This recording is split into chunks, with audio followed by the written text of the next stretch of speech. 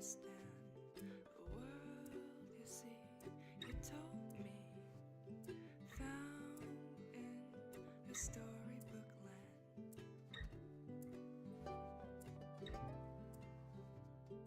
I won't let you go until I break apart this shell of a home inside me and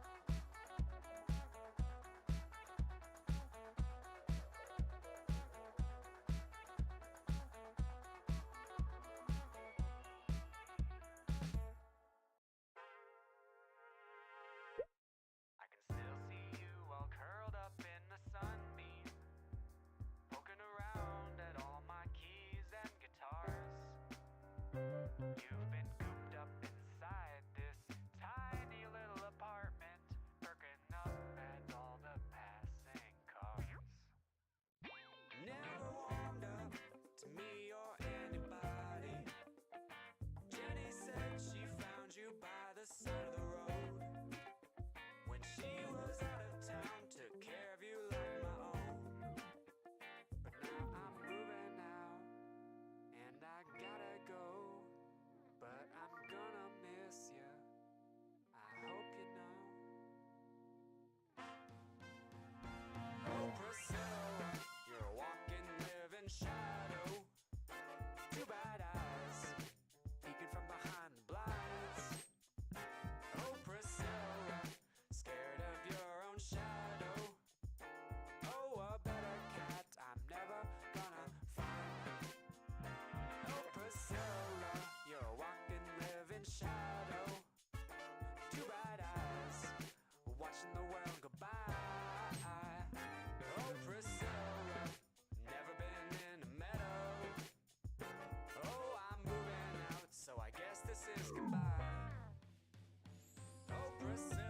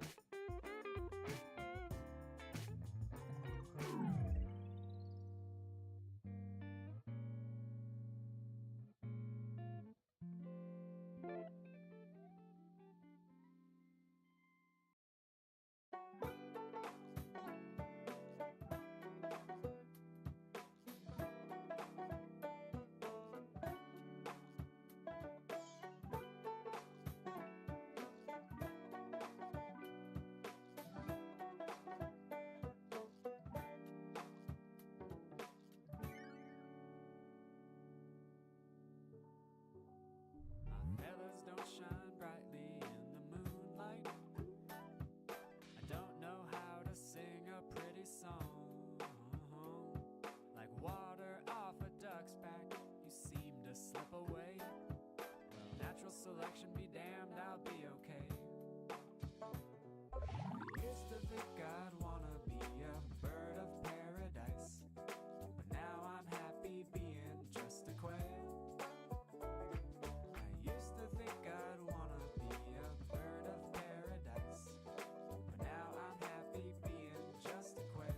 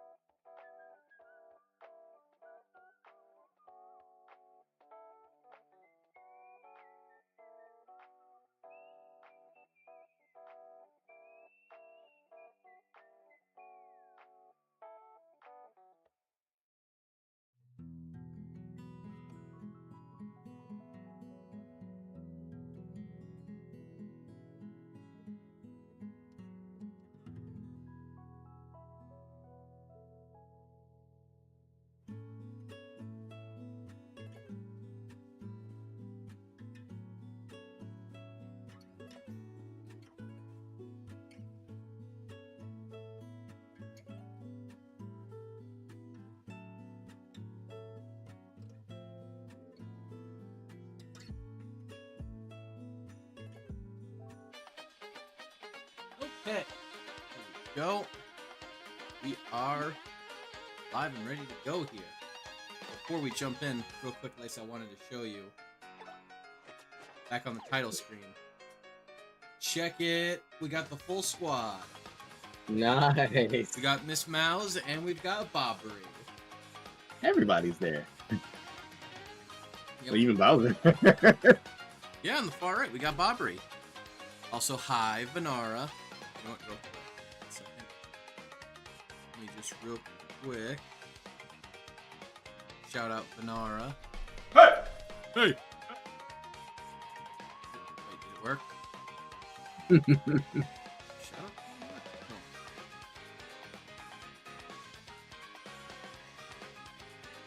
Working? I didn't see anything. Yeah. Shout out at Vanara Ceranos. There we go. For some reason it wasn't working on my OBS. It's going now. I did on the. I have the stream manager open on another tab. I got that going. Gotcha. Yeah. What we'll also do a shout out clip real quick just because I feel like it.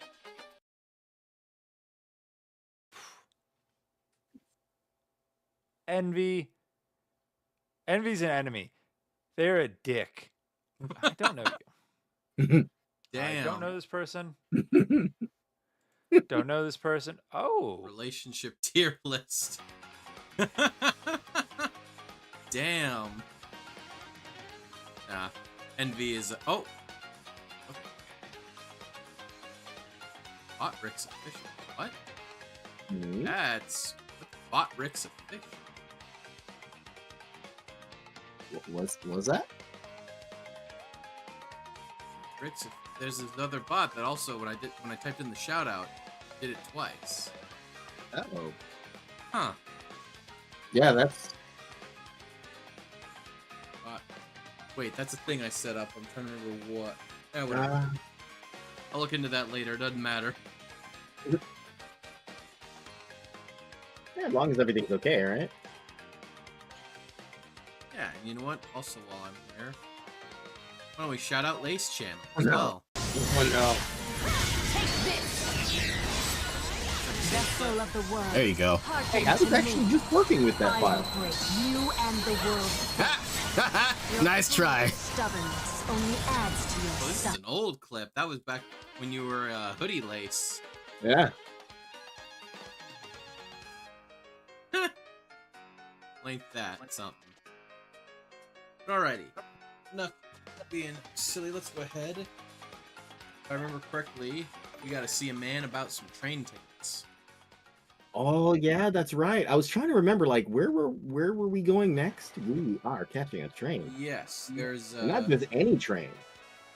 it's a really fancy train. The kind that they don't let people like me on. I want to argue with you, but I can't. Your logic is indisputable. Oh, I don't have money for nice things like that. It's true. It's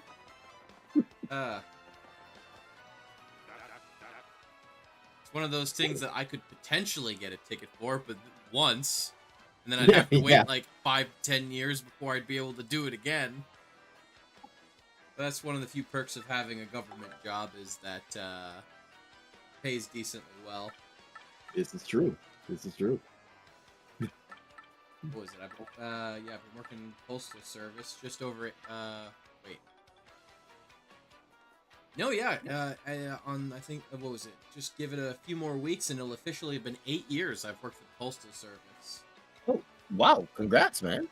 8 years, and yeah, as of I think it was like a couple months ago, my pay is currently I make just over $30 an hour now. Damn, as a that's custodian, cool. yeah, it's really nice. It's very nice. Yeah, It didn't start out like that, mind you. I think when I first started back as a sales service associate, I want to say I started at like I think my starting pay was like 18. Okay, that's not too bad. I mean, for starting pay. Yeah, well, what's nice is I got a union, and they and what's also nice is So, like, the longer you work at the post office, there's like it's a pay scale. Yeah. You know, there's numbers, which is, you know, like 1, 2, 3, 4, 5, 6, Mhm, goes mhm. up, depending on like how quote unquote important your job is. I mean, all the jobs are important, but some jobs are more important than others. True. Friggin' Animal Farm. But one second. You say in the Animal Farm. That's right, I forgot. We got a lot of stuff right now. Urge, tea. 1 second. Let me store a few items. But yeah, Take your time. anyway. But yeah, we got room to store stuff. Store the coconut and the mango.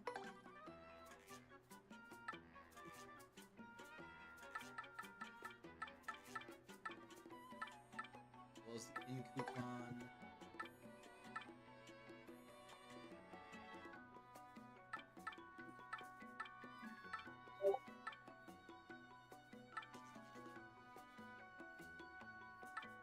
Jesus, a lot. Okay, we don't need this many. We don't need this. We don't need quite this many FP healing items since we regenerated a decent bit of it on our own because of that one badge I've got. Oh yeah, that's What we need is a little bit more in the way of healing items, honestly. But yeah, anyway, and then there's a letter scale. Like A, it's like A, B, you know, like BB, that kind of thing, you know. yeah.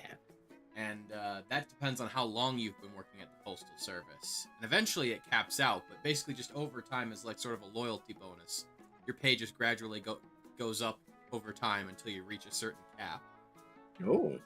Yeah, and then what's also nice is because I have a union, every couple of years they'd renegotiate the contract, and usually, not always, but most of the time, they're able to get us they call it a COLA, cost of living adjustment. Oh yeah. Basically, like they take a look at how much inflation has gone up, and then they argue how much extra the Postal Service should pay us. Let's see. God damn. These ultra mushrooms. I don't even have anywhere close to 50 hit points.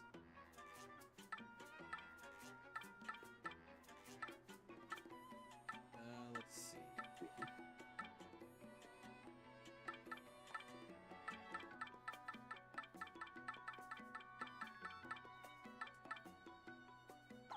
Okay, you know what? I'm just gonna buy a couple of mushrooms. And then we'll just have Zest cooking. Worth a little bit more.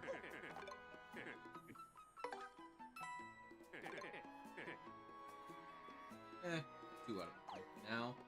And you know what? Let's grab Super Luigi too. Oh, but yeah, also government benefits is also very nice. Yeah, I have pretty decent health insurance. As well as... What was it? Oh yeah, the lottery ticket. We need to check that as well in a second here. But no, I have decent insurance. I have, it's it's basically a 401k, but it's called a thrift savings plan. It's literally just the government, it's literally a 401k, but it's through the government. Oh yeah, I know that one. Yeah. What's really nice is they do up to, what is it? They have a 5%, like, what was it? It's, they match you up to 5%. So every paycheck, they take 5% out of my paycheck to go towards the thrift savings plan. And then the Postal Service also chips in 5% of my paycheck, like, out of their own pocket and not mine. They throw an extra 5% of my paycheck in addition to it. So that's really nice. Most places, like when you get like a 401k, most places only match you up to like 2 or 3%. So 5%, that's nearly double what most. That's about double if what most places offer. That's nice. That is pretty nice, yeah. And I do technically get a pension, but from what I understand, from what I've heard from some of the older hands, it sounds like the pension I have is not worth as much as some of the people who have been there longer than me. and their pension's not worth as much as it was to people that were there before them. So, I do have a pension, but it sounds like it's not going to be an awful lot of one. But it will be nice to have. Just guaranteed money for the rest of my life once I retire. Will be nice. Not bad at all. Let's see. Super Luigi Volume 2. Allies in Adventure. It's a little warm, Luigi muttered, the sweat dripping from his brow as he followed the compass up Rumble Bump Volcano's side. Must find the secret grotto. While Luigi had guts to spare, he did need a guide, and he found one in Bluey, a blooper he met in town. Brave Bluey joined Luigi and instantly proved to be invaluable. With his aid, Luigi bested a savage statue that protected the treasure. That treasure was none other than a piece of the marvelous compass, a piece that pointed west to Plump Belly Village. The second Luigi saw Plump Belly Village, he knew something was amiss. All was woe, and Luigi soon learned the reason why from the mayor. The town was at the mercy of a sinister serpent who demanded sacrificial lasses. Burning with indignation, Luigi formed a team of liberators. A fierce Bob-omb warrior named Jerry joined his crew, and chose, not surprisingly, to stick with Luigi for the duration of his quest for the Claire. Fortified by his allies, Luigi strode into the lair of the beast, a foul two-headed snake. No time to think. Luigi sprang forth. Twin heads snapped at his heels, fangs dripping venom. Then, as one mouth gaped wide to swallow Luigi, the other crept behind. Our hero sensed treachery and fainted before leaping. That's faint with an E, as in, not with an A. Although he probably did actually faint with an A. The heads collided and the beast ate itself. The prize? A compass piece. The villagers begged their savior to stay with them, but the grim-faced Luigi pressed bravely onward. To be continued. Ah. Looks like this one... Oh, well, that's a bummer. This one didn't have any secret recipes or anything in it. Oh yeah, the last one did. Oh, well. They can all be winners, I suppose. And hey, Hey, listen, we're supporting our brother's creative endeavors. He actually kind of has a flair for writing, I have to admit.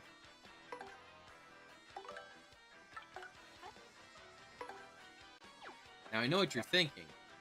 But hey, what if he used a ghost writer? Well, you see, Luigi's scared of ghosts, so he wouldn't do that.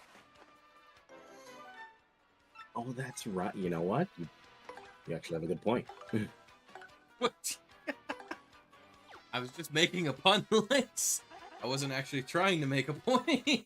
But no, you actually no, you do though. You have a point. He's like super afraid of ghosts.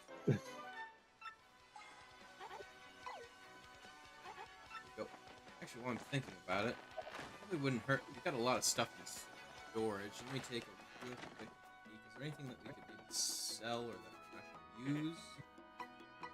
Because we can sell stuff. Let's see. Sell the mask.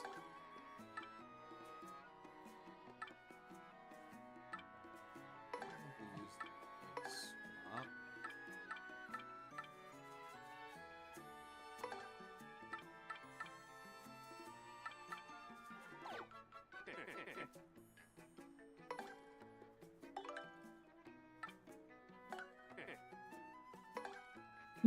Go.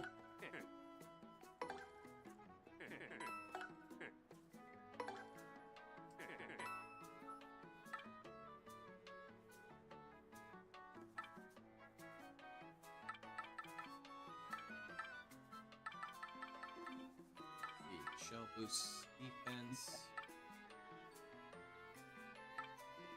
What? Oh, hold on to that for a moment. Okay.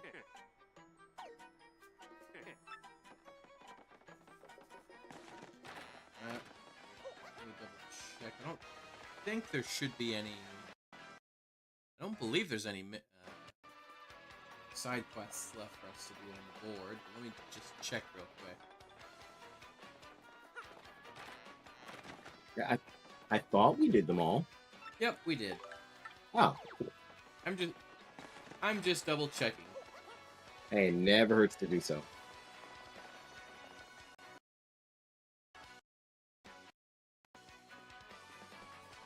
Okay.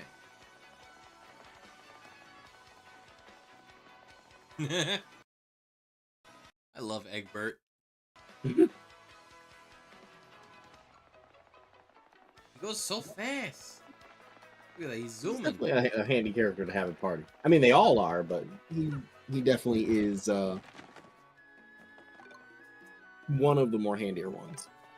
Oh. Oh, wait. Maybe a little biased since I voice him. Yeah, he's got that adorable little attitude as well. I don't know why I made him like a spicy New Yorker, but yeah, it works. It just works for him. It works with the attitude. Oh dear. Oh, that's very, very oh dear. What? Why is he Francesca. Oh, poor boss. The big man's been sick with loneliness ever since his daughter skedaddled. Our underboss, Frankie, is gone. The boss is in shambles. What's the syndicate to do? Just that scruffy gang of punk thieves is stealing jobs from us, right and left. Hey, but enough about us and our stupid problems, huh? What can we do for yous? What? Tickets for the ritziest train around? For the XS Express? Whoa, you want tickets for that rolling wingding? Ooh, ain't nothing we can do about that. Yeah, us giving out tickets? That's rich. You gotta talk to the boss for that. Francesca. I just can't stand seeing the boss like this. If only we could help the boss see his daughter again. You mean those Piantas, Frankie, and Francesca? They were on Keel Key. Who's on to what now? What did you just say? Repeat that. You know where the young Miss Pianta is at? Really? No lie? I swear to you, if you're lying, I will turn you into confetti, so help me. Well, if that's where she is, why don't you bring her back here, huh? Be a pal. We go ourselves, but we can't leave the boss unprotected, you get me? Yeah, you bring us young Miss Francesca, and we'll ask the boss to do something about your little train ticket situation. We got a deal or what? Take a hike, bud. Oh, I love this game so much.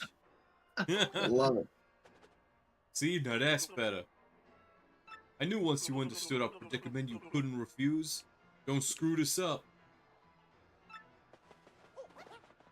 I mean, they only hard sold the tragedy. pulled a woe is me while looking right across the room at you. Hold up. Something in. Miss Mouse says that there's treasure nearby. There's something here? Oh, she said there. Wait a minute. I wonder. Hold up. I mean, that's what Miss Mouse said. I hit X, and she said, "Hey, there's something." What about the rug? The part, a piece of the rug is like lifted up. Ooh.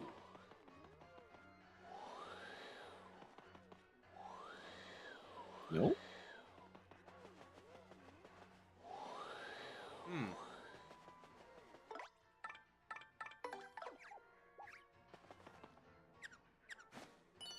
Something up here outside, maybe?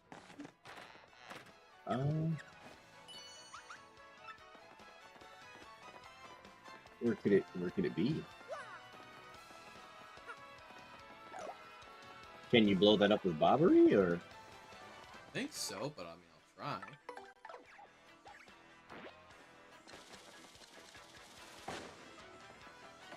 No. Okay. Maybe she just means like nearby, like not in this specific area, but yeah. Look, she's saying like We're in the shop. Oh, she was referring to the shop? Oh. No, she said nearby. No, what I'm saying, like she keeps saying, "Oh, hi, Gaelic. Here for well, hugs to you too. Always great to see you." It says there's something in the city. Hello, let's see what the lottery numbers are.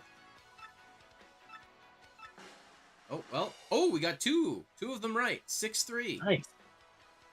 Oh, you have 3 of them right. What the? Amazing! Happy! Lucky! You won the second Oh, we had 3 of them right. Hell yeah. Oh, hi there. Nice to meet you, Abacreamy. Oh, that's a really... Oh, that's a hella cute emote. Little sleeping Jigglypuff. Great to see you. Do I know you from somewhere, or are you just passing through? I get lots of friends that like to pop by. Let's see, what do we get for second? Oh, we got a badge. Boosts the attack power of Mario's jumping hammers by 1. Oh, Sweet. that's got to cost a lot of badge points. Probably, yeah. Still, it's worth it. Well, I would think it's worth it, right? Let's see. I think we might have one of these already, actually. Yes, we do. Right, I got the defense plus 1. So Mario takes 1 less damage. We've already got 1 power plus. Just vibing? Well, hey, appreciate you stopping in. Hope you'll stick by. Let's see. Second, let me go. Let's see. Ooh, I do really want to keep Fire Drive. This one makes it that our guards will be... This one makes it so that our boosts our guard damage, you know, when we block. So I think I might want to keep those. Let's see.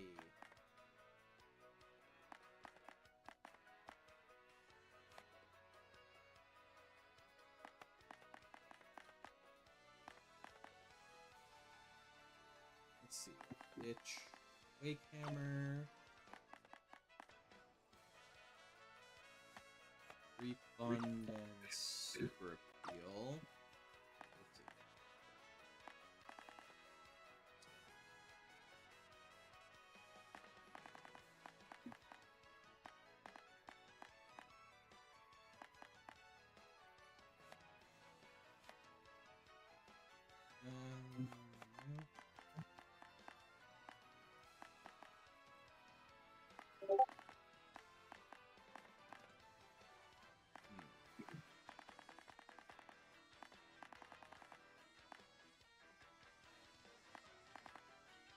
Also, quick update.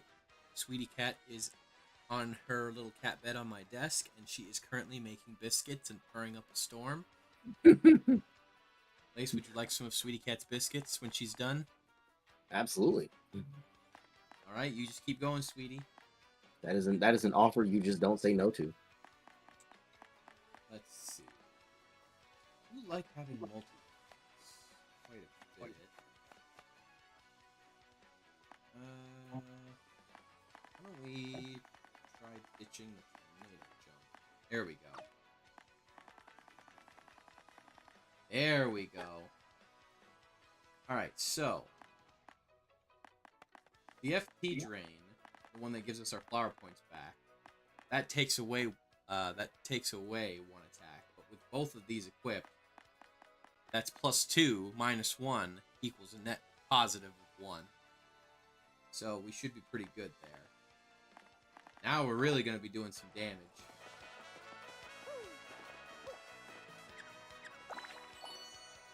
Something right near us. Aha! That's what it was, wasn't it? Oh, sweet. Oh, there's more treasure nearby. That's probably that box over in this area. Oh.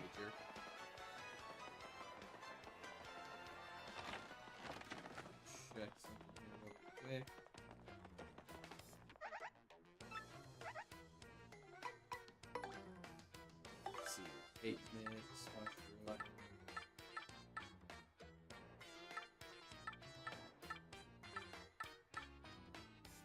You know, I have been meaning to add to my collection of gold bars.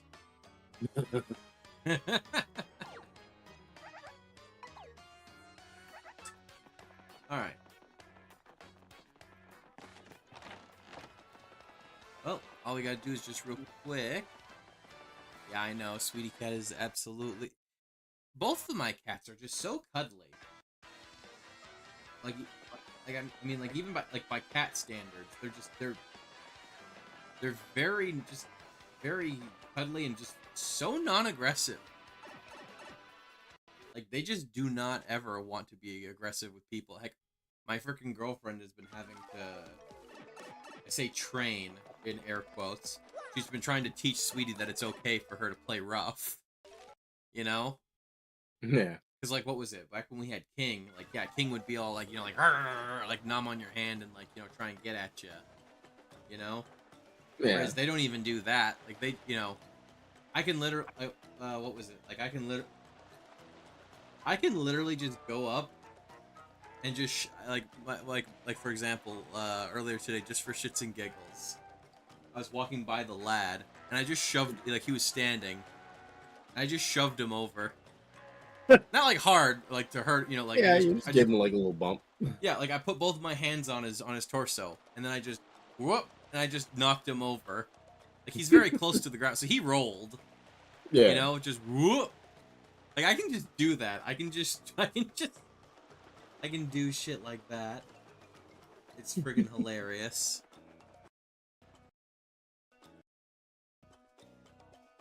Let's see, where... I haven't forgotten about you. I'm getting really annoyed.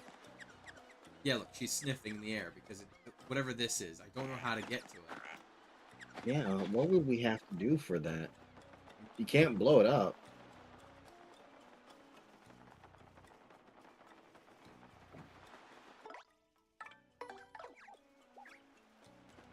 Wait, can you blow it up? Nope. I'm tempted to just Google what the heck.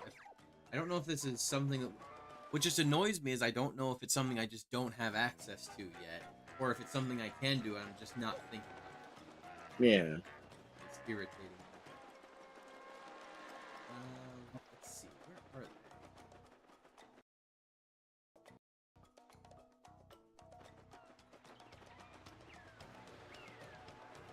Oh, thank goodness. There we go. Oh, hi there, Mario. What brings you back here? Can we do something for you? Exposition later. What? The boss is sick. Oh, poor Daddy. Oh, no. At a time like this? You see, I dropped the wedding ring Frankie gave me around here. No. I can't possibly leave until I find that ring. Otherwise, something may eat it. It must be somewhere here. Between here and that skull rock. Listen for a second, my fuzzy little coconut. Shouldn't we forget about that ring for now and check on the boss? How could you say that, Frankie?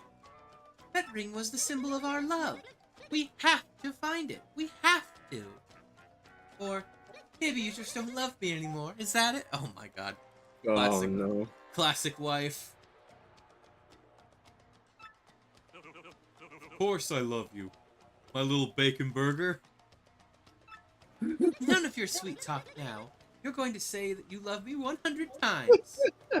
Oh my god. 100 times! I'm with him. That's kind of nuts. If you love me, you have to say it. Oh my god, I remember this part if this is what I think it is. Oh, Is he come on actually now, gonna do babe. Of course I love you, my little short stack. Now please, let's go. No, you have to say it 99 more times, Frankie. Aww. Fine, you ditzy dame. I love you. I love you. I love you. I love you. I love you. I love you. I love you. I love you. I love you. Love you, I love you. Oh my god, they really make you do it.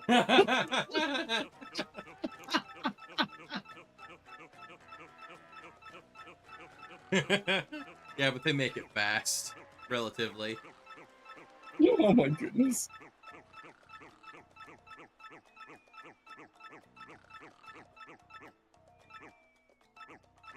And the voice starts getting all distorted once you get towards the end.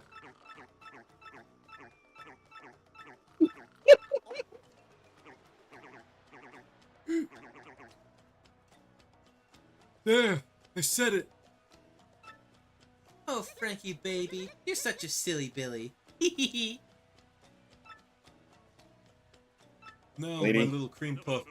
Let's find that ring right away. What do you say?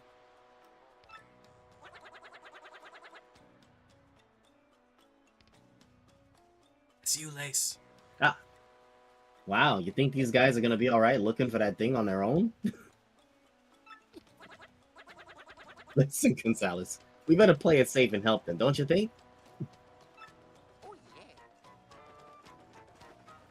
Probably not here, but might as well. Alright, just covering all our bases. Yeah, she said she dropped it around here, right? Well, she said somewhere between here and the Skull Rock, so basically somewhere between Oh. here and the entrance to the cave. Oh. At least it's not in the cave. You motherfucker.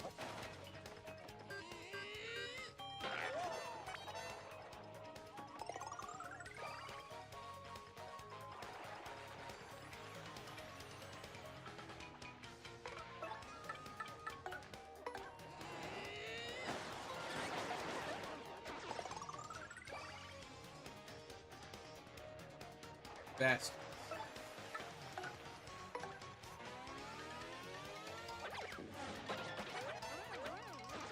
There we go. Get some of our star points back, because we're definitely going to need those. Oh. Hey, Lace. Yes. I want to hear something, what was it? Oh, it was Bobbery. Damn it. Oh. You want to know something, interesting? I found something real crazy in the dumpster at work the other day. Uh-oh. Uh-oh. Nah, nothing bad. I found it was actually, what was it? It was two half disassembled electric guitars. What? Yes.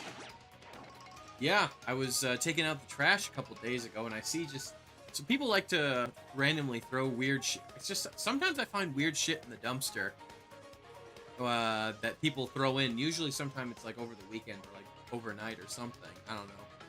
People just throw weird shit into our trash sometimes. What, guitars? Yeah, two electric. I mean, they were both fairly small. Actually, heck, one of my coworkers took a look at it. He said both of them were like fairly cheap, probably like from Walmart or something. You know, so probably nothing too expensive, mind you. But I'm dumbfounded by yeah, I got some. Hang on a second. Where's my phone? I took some pictures actually. 1 second. Hang on, let me show you. They're actually, I mean, the reason why actually they were kind of sweet. Actually, I'm a little surprised that someone. Here's the thing. So they had no strings. I got two electric guitars, no strings attached. I'll let that one slide. Not only because it was clever, but it actually was accurate to the situation. Yes, it was the perfect pun.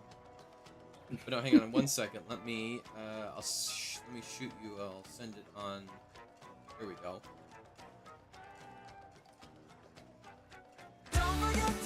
Oh, thank you for the hydrate, Redeem Gaelic. But yeah, no, I found two of them. They were pretty neat. One of them. Wow. Here, 1 second. I'll pull it up on.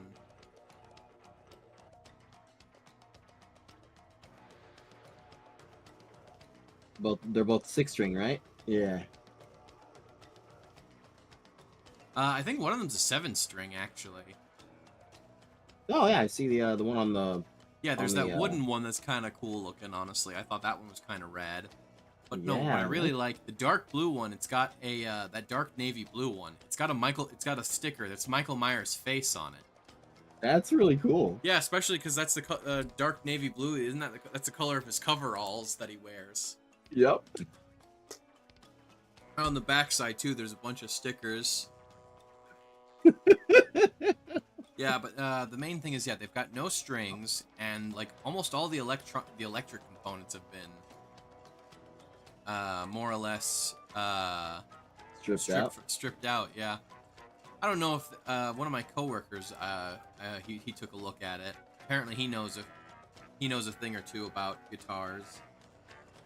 He was saying he said even ignoring all of the missing stuff, a lot of the parts that were on there, he said, were kind of in shoddy condition. So there's a decent chance. I mean, I don't know if they're salvageable, but at the very least, they might make decent decorative pieces. And before anyone asks, yes, I am the custodian. I wiped them down with I wiped them down with a rag and soapy water, with cleaning solution in it. So I mean, that's generally enough right there. but yeah, so yeah, I thought those were kind of rad. Here, 1 second. I'm gonna one sec. Let me show people what I'm talking about real quick. Nope, that is not what I meant to do.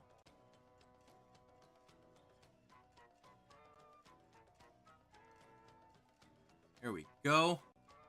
Yeah, this is them right here. Yeah, he said that this one, he said, looked like it was probably bought from Walmart. The other one, he said, was kind of decent, but like I said, he said that the parts that were there were kind of shoddy. But yeah, on the back side, like I said, the electronic components have more or less been stripped out of these things. Got some goofy stickers on the back. One of them says, "Sex would be way cooler if it led to pizza instead of babies." And the other one says, "Beer, helping ugly people get sex since 1933. And what was it? And the other one, that's just a bunch of cuss words in a big circle with arrows pointing around like in a big loop. Yeah, I don't know. I just thought that they were kind of funny and neat. Yeah, I like that. I mean, the fact that they're not working guitars, but you have guitars that can possibly be like restored. That's pretty awesome. Yeah. Actually, what was it? I also technically I have a bass in my closet, actually, like an actual working bass guitar. Nice. Yeah, I got it from my bank of all places. Is the funny thing. From the Yeah, bank? so yeah, this one bank that I use, with basically when you pay off your credit card debt, you get rewards points. You save up enough of them, you can get stuff. They used to offer. I remember they used to offer musical instruments as one of their things. That's pretty awesome. Wow. Yeah, they used to offer like guitars, keyboards, I think even a drum set at one point, but they don't do that anymore. They used to, though. Alright, let's see.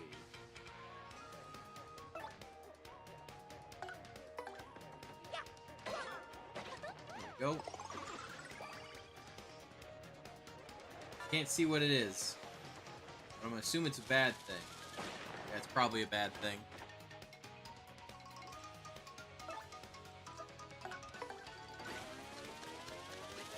Yeah. Actually, I also have Rocksmith, too. The original one from, like, 2014. Oh, wow.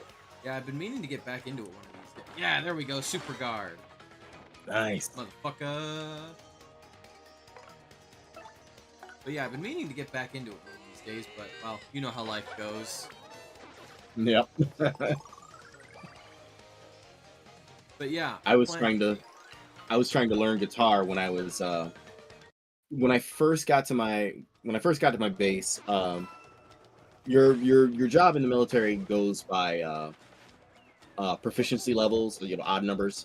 Out of training, you're like a 3 level. Mm-hmm. I was I'm starting the process for getting my 5 level, and I guess because a lot of people were like not passing the test, they were like really cracking down on all of us. So I just hit a point where it was like, okay, like if I don't pass this, I'm only gonna make things worse for myself and everybody else. So I had to just put it down at that time. Put it down, as in like not do the thing. Yeah, I had to just. I Postpone it? mean, it doesn't help that it doesn't help that the F chord really just messed me up, but having to really just lock in and focus on getting my 5 level, I kind of just stopped doing everything else at the time. All I did was just study. From what I understand, isn't the F chord like the hardest one to do? Oh, it really is. Like it physically hurts. For me, it physically hurts to try to do it. But I surprisingly just don't have a lot of dexterity in my hands. You would think as a gamer, as a DJ, that doesn't make any sense, but no, I actually don't. Hey, look, just because you might have an inclination towards music doesn't necessarily mean you're going to be good at all the instruments. Exactly. Okay. I find it interesting that some of the most like world-renowned artists can't read music. Oh yeah, Prince. Yeah, Prince couldn't read sheet music. Yeah, neither Like- can Yoko Kanno. I mean, like here's the thing: like being able to read sheet music is certainly useful if you're planning on like, if the idea, like it's helpful for learning a piece if you know how to Yeah. read sheet music, and because it tells you. I mean, it's literally like reading it's like once you understand what all the notes and the symbols and everything means, like it's literally just like reading a book, like reading an instruction manual, basically. Yeah. I got a buddy. He plays piano. Well, he hasn't played for a long time, but he grew up with a piano in his house, and yeah, he learned to play. He learned to play songs by ear. I tell you, that man could play frickin' Undertale songs like you would not believe. No, honestly, he did really good. What was it? What's the song? Was it like "Song of a True Hero" or whatever it's called? One of the themes for Undyne. Oh, he did that song. Fantastic. Oh wow. All right, now call this a hunch, but I get the feeling that the ring might be inside this bush that is sparkling. No, there's no way. Oh shit! It's the wedding ring.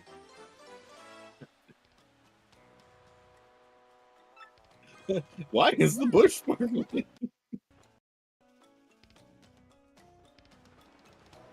That reminds me of those.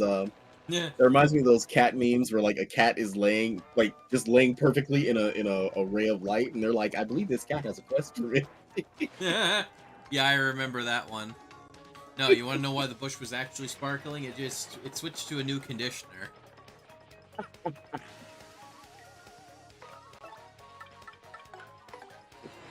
So you can be brand new without being brand new.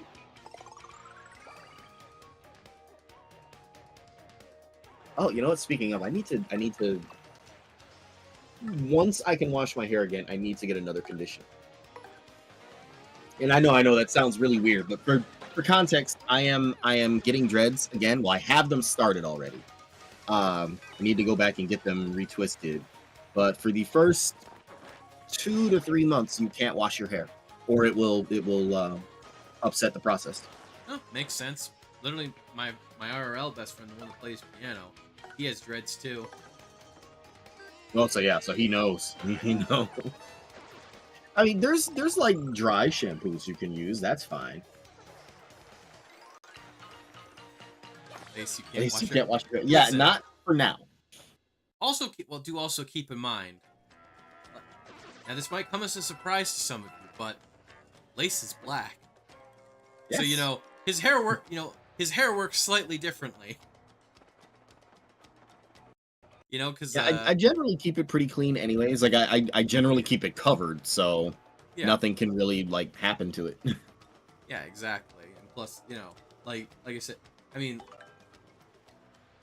people are allowed to do whatever they want, but it's generally considered ill-advised for non-black people to try and get dreadlocks because it's just the way, like with the chemistry with the hair and the way that it grows Yeah. and all that other stuff. It's different enough where it can cause some serious long-term damage.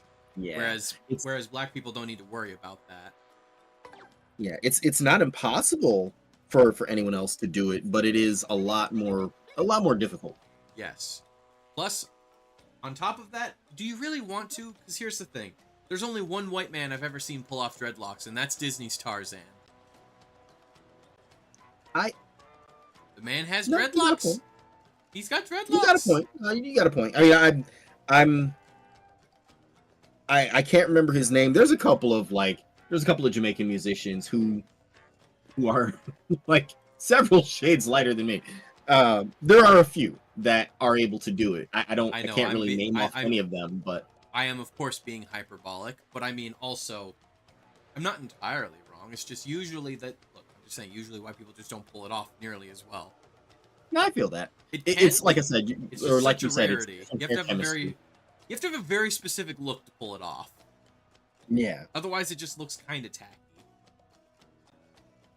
Wait, Although I met a nice girl at one of the local festivals a couple of years ago. She pulled it off pretty well. ooh, nice. Oh, wait, hang on one Yeah. second. Gaelic is saying something. She says, Lace, listen, I don't have your hair type, me, typical white lady hair, but won't you feel icky if you can't wash your hair after a while? Oh no, I use that dry shampoo. Ever since I learned that was an option, I've had dreads several times before. These are my 8th ones.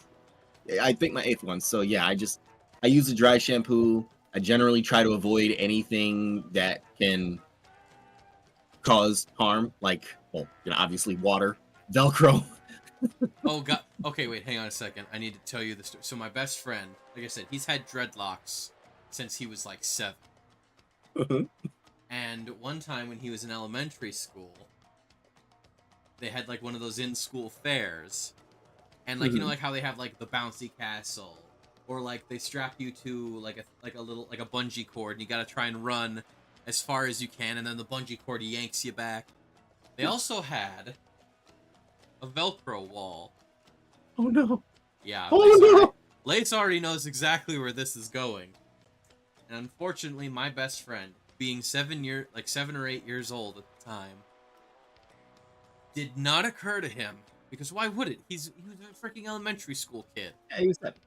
Exactly. He wouldn't have realized. And he wears the Velcro, and the school he goes to, like I said, people running it. He said it was like it was a white lady that was in charge of the Velcro wall. So of course she wouldn't have known either, in all likelihood. So they put the Velcro vest on him. They put it on, like the thing on the chest, and then like the little things like with your arms and your legs. And he runs up, and he jumps into the wall, and he sticks. All of them, including his hair. Because, dreadlocks are basically they're the closest thing to Velcro that humans can produce naturally. Oh no! He said that it took them all of like 10 minutes to get him off. Because of Poor kid. oh yeah, he said he was crying by the end of it. I would too. Oh, I've run afoul of Velcro maybe twice, and it was a minor nightmare. I can admit it was a mild nightmare. Just it wasn't. I mean, thankfully it wasn't as bad as that. It was just like like part of my like jacket collar. Once my hair was long enough, it got caught onto it. But Oh, yeah, I still, can it's imagine. just just that moment of like, can I do this without completely ruining my hair? mm-hmm. Although I will say, while Velcro is scary, there's nothing more terrifying to anyone with long hair than a baby. Oh yeah, babies are so grabby. That little death grip of theirs. It's like, how do you? I'm bigger than you. I'm stronger than you. How are you doing this to me? You see, the baby has willpower. What it lacks in physical might, it makes up for with an unwavering will. When baby it's- want to grab, baby want grab. That's wow. Yeah, you're right. That's the thing. They don't understand what they're doing is wrong, and you know they literally do not have the mental faculties to understand.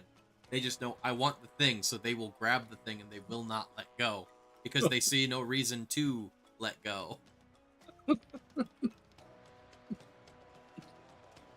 Babies got strength in their fists, yeah. They only get away with it because they're so cute. Because they don't know any better. Yeah.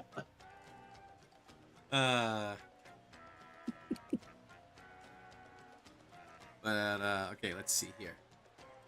Ah, that's it. That's my ring. You found it. Frankie, now we can go home to Daddy. We sure can, my little cheese and cracker. Let's go. Well, so, anyway, we'll be down at the dock. Hurry back, please. Alright. She really made him say "I love you" 100 times. My goodness. She's the daughter of a mob boss. Of course she made him do it. Of course. She's And, Ita- you know, he loves her, so of course he was gonna do it. She's Italian. Of course she made him do it.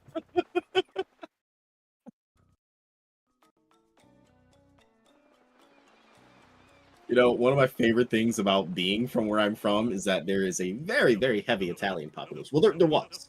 I worked at Staples some years ago, and I was the only guy in my department, and my supervisor was this older Italian lady that until then I was never into older women, but she immediately made herself the exception. And it was like, you know, me, I'm in my early 20s, so I think I own the world. Nah. You know, attempts to flirt with her were kind of successful. There were Damn. moments where she kind of had to, you know, stop and regather herself. Oh, damn. But I also knew I was in way over my head. If she ever took me seriously, I was in way Oh, over goodness. She would have eaten you alive. my head. Yeah, But I would have been worth it, but still. I'm just imagining Lace at his job sees his new boss just new kink unlocked. You know, what was even crazier too was being the dude. only guy in the department. She was pushing me harder than the rest to rise above, to perform well and like rise above. She was like, "Hey, you're the, you know, metaphorically speaking, she was like, you're the man of this house. You gotta, you know, if anyone's gotta be on point, it's gotta be you." Oh, And yeah. I guess that like accidentally made the other girls interested in me. You know, that and some of my own efforts to just, I don't know, be a nice guy did it. But just, that was a big learning moment for me. Like, I remember leaving work one night thinking like, she let me know that the two of them were apparently competing over me, and I'm like, how did this happen? I didn't do anything. I've just been working. Unfortunately, I cannot relate. I growing up being just the, you know, being the weird ass autistic nerd that I am, can't say I was ever particularly ever sought after under any circumstances, so can't say I can relate at all. But hey, Honestly, that was as close to a popular phase as I ever had. popular. I've never been popular. I get that. I get that. People listen. There's the difference between being liked and being popular. This is true. This is true. I would actually rather be liked than be popular. Yeah. Sometimes it's not. Sometimes it's nice to just be like a little popular. Sometimes, you know. True. My older coworkers, you know, they mean well. They are. I understand they are from a very different generation. Like, you've heard me complain about this many times. Bob, like, the community calls him Uncle Bob now. I told you about my solid state drive joke. I think I really actually disappointed him that day. You know, it's funny actually. On my old PC, I had a solid state drive. I renamed it to my solid snake drive. And then I had another solid state drive that I renamed to the liquid snake drive. This is great. Also, Gaelic. No, Lace uses he/him pronouns. He just likes to use a female model. Oh yeah, no worries about that. I'm not too particular about it. Yeah. But yeah. Apparently my one of my Bob retired a while back. One of my newer coworkers, she's pretty up there in age. Just randomly one day, I help her out with the site phone a lot because one, it's kind of a piece of junk. Two, everything that's supposed to do the thing it's supposed to do doesn't really do the thing it's supposed to do. That's kind of redundant. When I said it was a piece of junk, I think that kind of covered it. But anyways, because I help her out so much, I guess I have established myself as a really nice guy. And out of nowhere one day, she was like, "You're a really nice guy. How are you still single?" And on the one hand, I thought, "Oh God, she's trying to marry me off again." Yeah. But on the other hand, I'm thinking, lady, if I knew the answer to that, I wouldn't be single now, would I? When you really think about it, why are you still single is one of the particularly to a guy, but also to of any gender or not or none thereof. Yeah. Why are you still single is probably, especially if you yourself are single, that is one of the worst things that you can say to another single person, because what you're basically saying is, I would date, when you're saying, how are you still single? You're more or less saying, I would date somebody like you, but not you. Not you. Right? Which is like, damn. Just going right, just shot, like what you realize they're not just that. It's very inadvertently backhanded, is the thing. Yeah. Like, whereas both backhanded things are very deliberate, that's an unintentionally backhanded thing to say. In my case, coming from elders, coming from peers, I know it's, again, they mean well, and they are from a very different generation where, yeah, it would be kind of uncommon or abnormal for a guy my age, and I'm pretty up there in age, honestly, but it would be unusual for somebody my age and I guess demeanor to still be single. Also, there's the general sense of, I guess, safety or security in being paired up. I know they mean well, but at the same time, it's just like, why does this always come up? Like, and it's always me. No, well, to be fair, like, all my brothers and sisters are married. All my brothers and my sister. I shouldn't say sisters plural. They're all married, and that's good. But now, here's what you do. You gotta next time. Okay, like, whether Miss Lace is in the picture or not, here's what you gotta do next time one of your family asks. You make them regret asking. But not, but here's the thing. You gotta be really clever about it, so just, like, so he's like, oh, so when are you gonna get a girlfriend, or when are you gonna get married? You just say, oh, that's next week. When are you gonna get a girlfriend? Oh, I'm getting one next week. When are you gonna get a girlfriend? August 17th. You see, what's gonna happen is I'm gonna go to the supermarket to buy some yogurt. And as I head down the refrigerator section, I'll see her from across the way. Our eyes will briefly meet for a moment, but we'll initially both be too embarrassed to say anything. We'll pass each other by, and then I'll muster up what courage I have in me, and I'll turn around and I'll say, "Excuse me," and the rest will be history.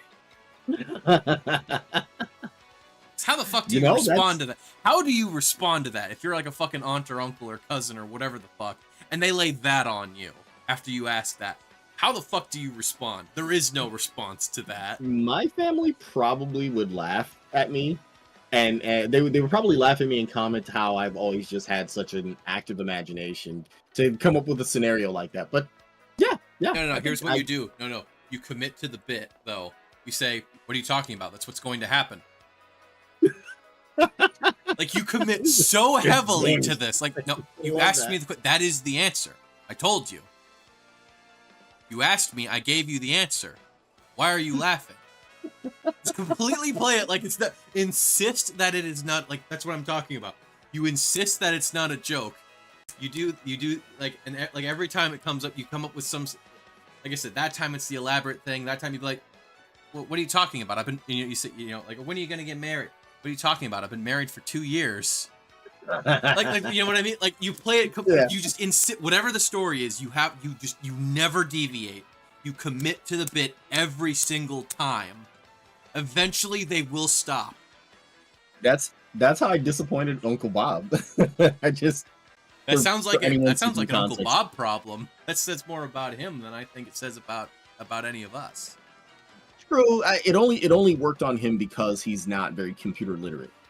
For anyone seeking context, I ordered my first solid state drive, and I was really excited about it that day. Like the day it was gonna arrive, I was really excited about it. You know, Bob was the guard that came in after me, and he's not. You know, he's an older guy. He's not very computer literate. You know, okay, I get that. But you know, he asks me. You know, he's like, "Hey, so what's new?" And I started excitedly telling him about my new solid state drive. And I know I lost him early into it, but at one point he's just like, "Man, you gotta find yourself a nice girl." And I'm like, "Sure, if she comes with a solid state drive." And the look of just disappointment on his face, like, you know, when someone just kind of silently shakes their head and kind of gives you that look like you're beyond hope. That's the look he gave me. No, that's when you look at him and you just say, "Come on." I would have just looked at him and said, I would have been, you know, jokingly, I'd have been like, "Oh, come on, fuck you. That was funny, and you know it." Right. Oh, we I got to was sure stretch. he knew I was joking. We got to stretch real quick, Lace. Oh, Make sure Right. you watch out for Oz, though, because we know how he likes to steal your chair. right. Yeah. Oh, I believe he has crawled back under the bed. Oh, perfect. Still careful, though. Don't let your guard down for even a moment. Right. Oh, it only takes him seconds to strike. Exactly. Thank you for the stretch, Because of Dean course, in Gaelic. cat logic, what is mine is his, and what is his. Daddy, Daddy, Daddy, wake up! Open your eyes. Boss.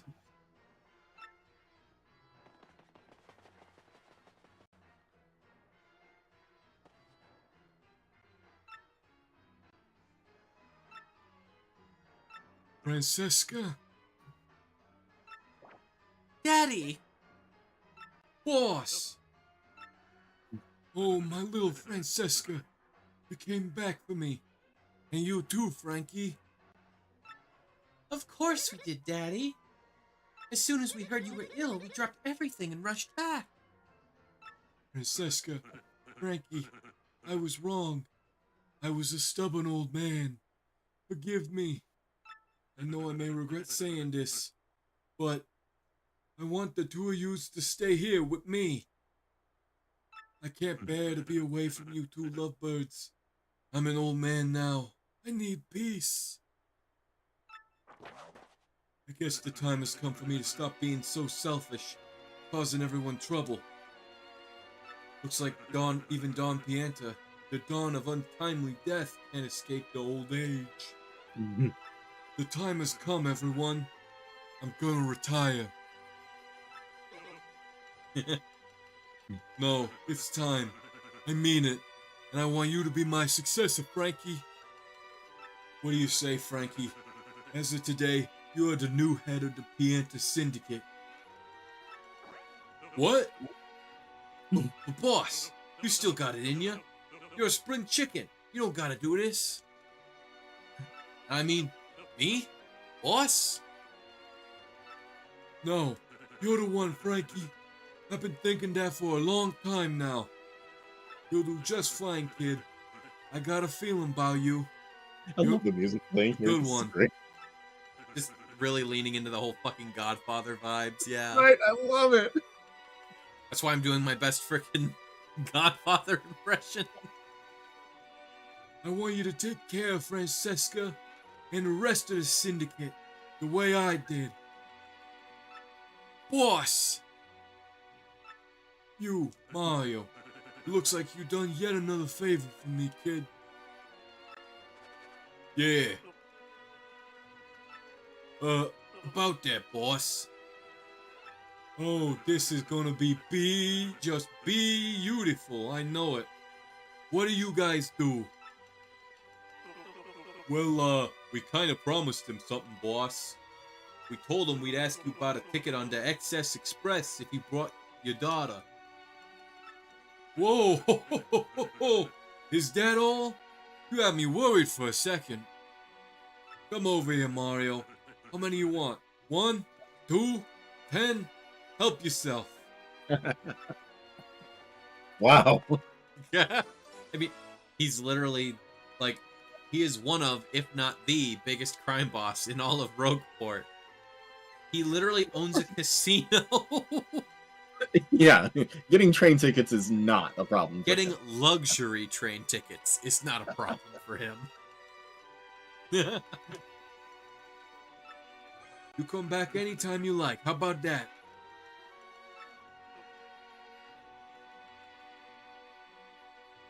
Well, now that I've retired, I'm gonna get out of here. Daddy! Boss! You're the boss now, Frankie. You got that? You, the boss. You do good now, Frankie. I'm gonna go learn how to play golf finally. Yeah, now that he's retired, he can go do whatever he wants. Yeah? Yeah, hey, just spend your days in the sun. Frankie, we've got lots of work to do. And don't worry, I'll keep you in line. Sweet Bean, come on. Knock it off with the pet name nonsense, will you? Call me Francesca. Huh? Francesca? Yes. Or Miss Boss. Hee hee hee. Underboss. I mean, boss. You got our loyalty. We'll be by your side whenever you need us, boss. Right, because before he was considered the underboss, if I remember. That's true. Thank you so much, Mario, for everything. You're welcome here anytime. You're like a brother to me. You ain't bad, kiddo. Who'd have thunk Mario would get along so well with the Mafia? Right? It's as if he has some sort of a, like, almost cultural predisposition towards getting along. You ever think about joining up with the syndicate? It's the life, kid.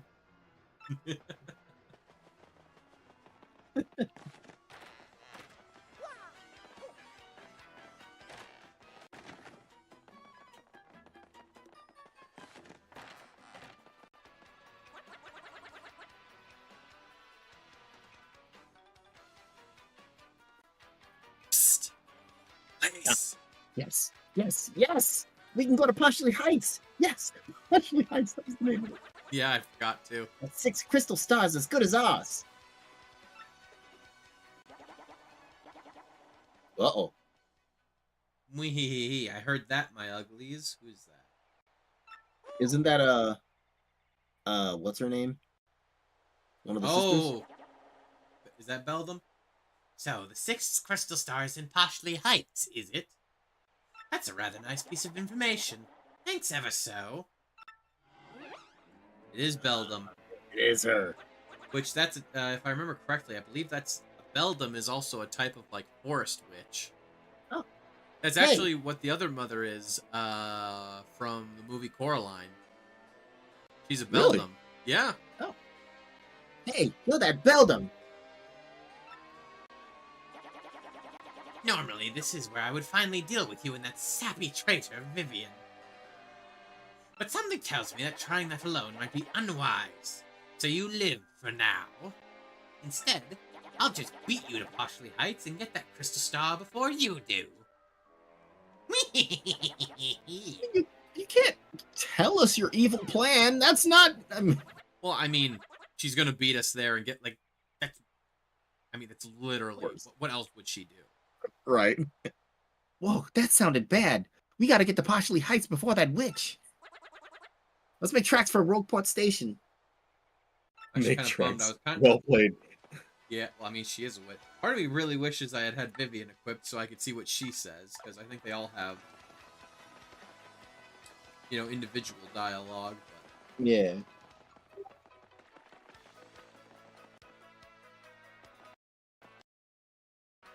Yeah, since she did mention Vivian, I wonder if it would have been different. I think the line there saying that traitor Vivian. I think she Yeah. might say. I think Beldam would have said that regardless of if she was present or not. Oh no, I meant like I was wondering if Vivian might say anything because Oh, she of that. probably would, very specifically. Sure.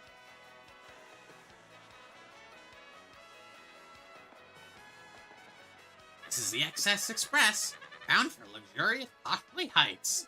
Passengers must present a ticket to board. Everything looks in order. Will you be coming aboard? Let's do it. Watch your step, please. I will admit, I have vague recollections of on the train, but I want to say this is around. I do remember being on the train at one point. I do remember one very specific thing happening that I won't mention just yet. But I will say, like, yeah, this is. I want to say I think the train might have been. Yeah, the train was as far as I had gotten. 3 days of excess. 3 days of excess. That is a really good title name. Mario's Cabin. Ah, yeah, the Excess Express. This is so deluxe, man. The 3 days to Poshley Heights are gonna be over like that.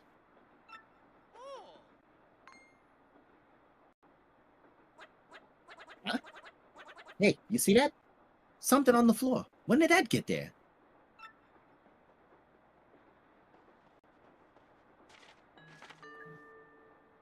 Don't go to Poshley Heights.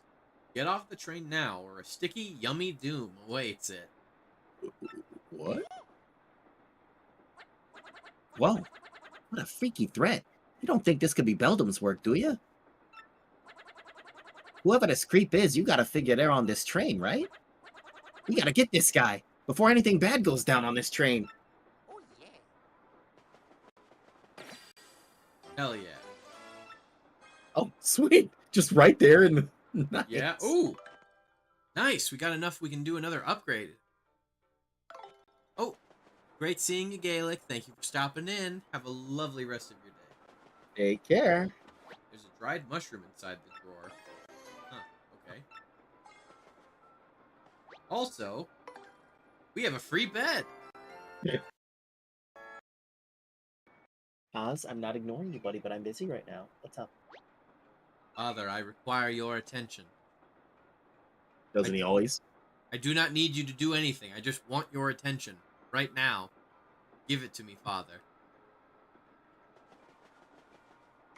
Alright. That actually is what he wanted. Alright, remember, we're room number 5. Alright, if you ever need to remember what room we're in, just think of Lou Bega. Oh, that song is great.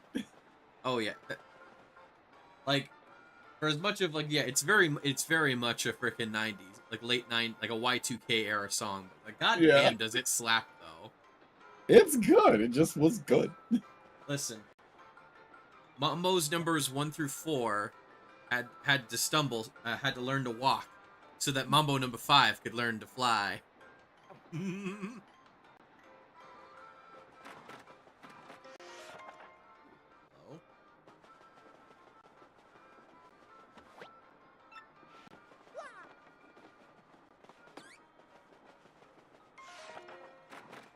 Hold on 1 second. It's running. I like I turned the page back when you walked out. Oh, did it do a... Wait, hang on. I want to see. Yeah, it did a page turn on the way in and back out. Oh, it's less a page turn, more it's peeling the wall off, because... Oh. It's peeling the wall off like a diagram, like an openable diorama, because that way we can see inside.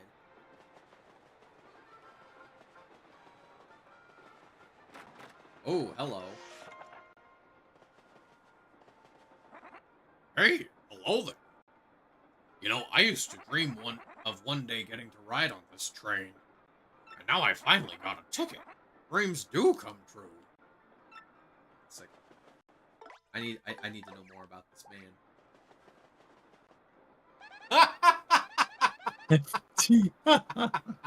That name. Ah, Hefty, the gourmet toad. There isn't an entree out there he can't lick. Literally. Ah, lick as in like the old-timey word for punch. Well played. He's here for the train ride and the excellent food. He's got travel all figured out. I'm taking notes. Oh, he's a traveling foodie. Sweet. Man, when even Goombella is impressed by you, that's how you know someone's impressive. Right? There are several gourmet food magazines here. One of them is an issue devoted to the food on the XS Express. There's a large photo of Chef Shimi on the cover. His smile is just blinding.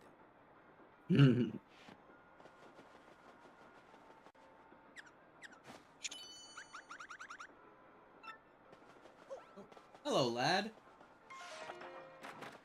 What can I do for you today, buddy? What is it? Just feel like chilling on the floor? Lad's just sitting around, being the lad. Living his best life. Oh, yeah, looks like he's heading towards the cat tree. Probably gonna hop up on his favorite spot. Oh, I think I remember you. Wasn't she? She was someone we saw over at Glitzville. Yeah. Yeah, I forget what she said. Hang on. Well, hello there, you ducky debonair dish of a man, you. You're smashing, dear. What's this? Me, a witch? Well, people have certainly said that I'm possessed of an enchanting aura. But you're the first person to remark so boldly on my bewitching beauty, dear. I love how she spun that around into a compliment. Imagine being so vain that you hear something that would, to most people, come across as an insult, but thinking that, you know, so highly of yourself that you think, ah, they must mean I'm bewitching. Man, I wish I had even half that level of self-confidence. I'm reminded of the old song, You're So Vain. You probably think the song is about you.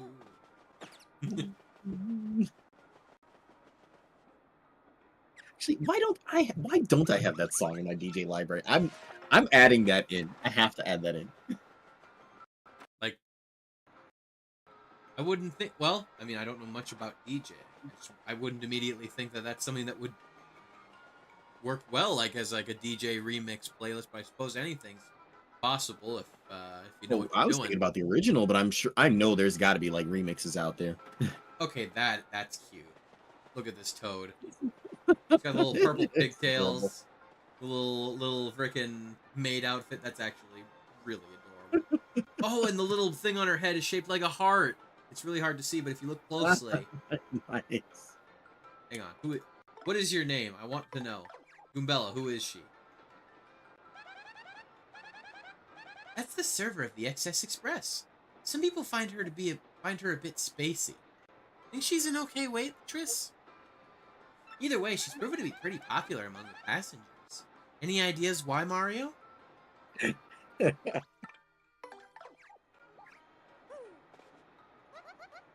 Welcome, welcome, welcome. This is the dining car, where you eat and stuff. Some people take this train just so they can eat our yummily fabulous food. And this trip, we have a super famous actor on board. Zip Toad. Oh my gosh. Oh, I'm totally swooning.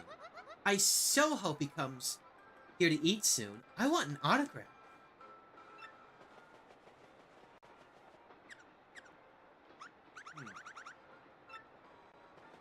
Okay, interesting.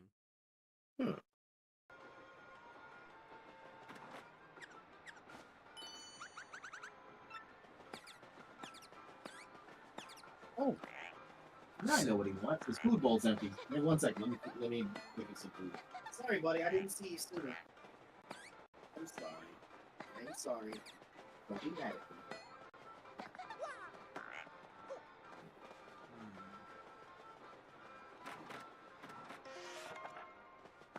Hey,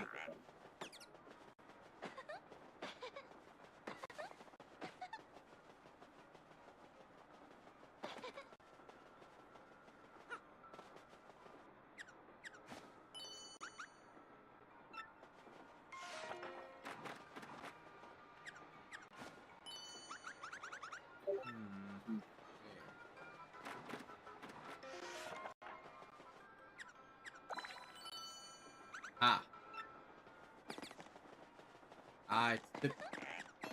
Yeah. We're literally right on top of it. It's in this empty room. It's one of those freaking floor things again. Uh-oh. Okay. I need to Google this real quick. This is just bugging me so freaking much. How do I get these floor things?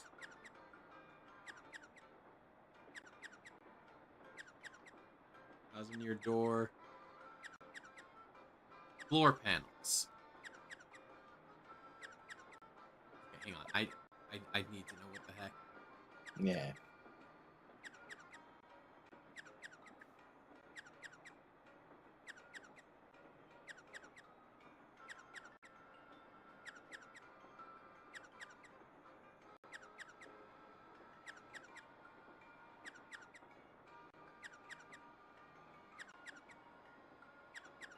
Right next to it.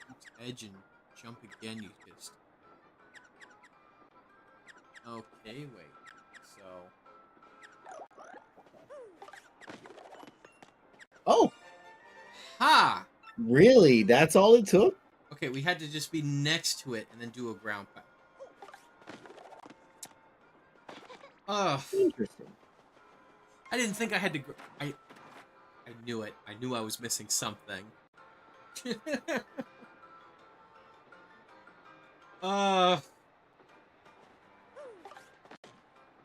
Ground pound next to it, not on it. Well, next time we get a chance, we can go back to Keel Hall Key and see what was at the other one. I want to say there was also one. There was also one in motherfucking Hooktail Castle too. That's right. That's right.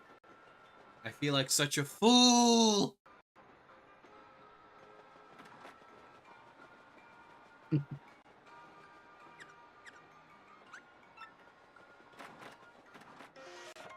Oh, this must be the guy, the actor. Yeah. I knew I knew him. That's Zip Toad, the movie star. Women go wild for him. You know, he's hot and all, but he seems pretty stuck up about being famous. I guess all celebrities are kind of like that. It's too bad, because I kind of liked him. Even Goombella cannot be... But so yeah, Goombella isn't... It seems Goombella is one of the few people immune to his charms. Hey, guy. Yeah, you know this, but I'm the absurdly famous movie star, Zip Toad. I'm gonna shoot this little multi-billion coin art flick in Poshley Heights, yo. I tell you, being a celebrity is rough. Everywhere I go, girls mob me for my autograph. Eggs sting. There are several postcards and glossies featuring Zip Toad inside. Just carries around a bunch of his own merch. Works as a good distraction if he needs to get away.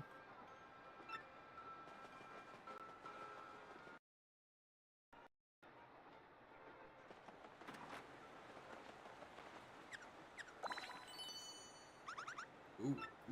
Ooh, something in the engine room? Ah, Ah. there we go. Oh, dang. Can't believe that Toad managed to fit his entire Toad head inside that pack.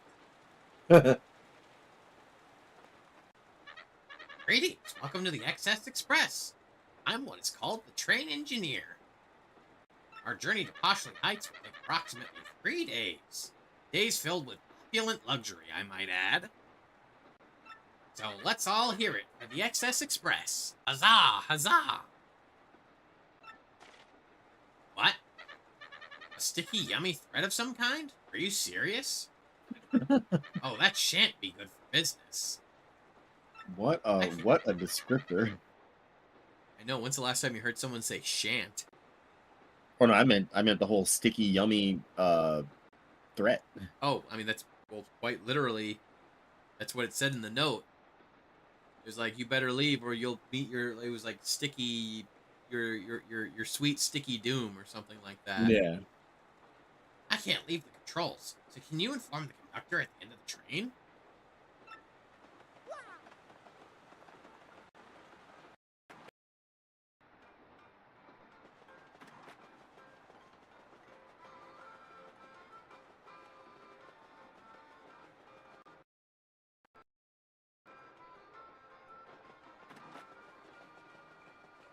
So, what do you think this threat is? I'm wondering, like, Obviously, I mean, odds are something's probably going to happen. well, this yeah, train. definitely not. I mean, come on. 3-day train ride, suddenly a mysterious threat. I mean, something's going to happen. What do you think No, it's of going to course. be? Do you think we're going to have full-on, like, Murder on the Orient Express, or what do you think? Nah, I don't think it's gonna be a murder, but I feel like maybe a kidnapping and ransom might be in order. Hello, I am Chef Shimi, the culinary expert. Glad to make your acquaintance. What does it say? Oh, Acquaintance. compliment. Oh, I mean acquaintance. So sorry. Cheap Cheap is my first language, you know. Today's lunch is so amazing it will make your tongue cry out in shame. Please do taste it so that my passion does not wither alone in the pot of loneliness. Oh my god, look at that. Even the pots are made of gold. It's a little pretentious, but no, I'm okay with that. I'm here for it. Also, isn't gold a metal that melts relatively easily? Wouldn't putting them on a stovetop probably, like, as opulent as that would be, I feel like that'd be very... They would not last particularly long, I don't think. Yeah, gold would Gold not be melts- good to cook with. Gold melts pretty easily, so they would warp, like, after not too long of use. Actual pure gold is not a sturdy metal at all. It's as malleable as clay. That's probably not pure gold, but it's probably Well, yeah, like a like, good you number just- of carats. Yeah, anything we see that is gold generally is not pure gold. Well, yeah, because otherwise it would, like you said, it would fall apart.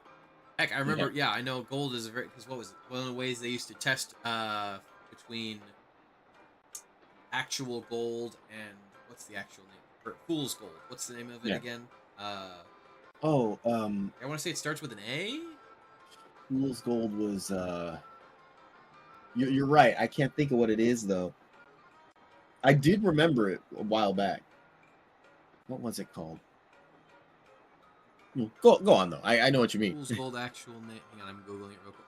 Pyrite. I was wrong. It's called pyrite, aka iron pyrite. But yeah. Anywho, because yeah, pyrite, even though it looks like gold, if you hit it with a hammer, it'll shatter. But if you hit Yep. gold with a hammer, it'll just flatten it. Yep.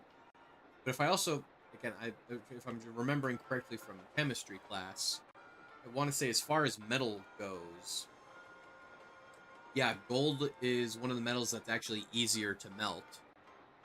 Like, it doesn't require as much heat for it to melt compared to other metals. Yeah, its melting point is very low. Okay, that time did you see that? It pulled apart like a curtain. Nice. Let's see. We got... Ooh. 5 lightning damage on all enemies. Let's see. Bushi, tasty medicine. Maple syrup. And super mushroom. You know what? I'm gonna take one super mushroom.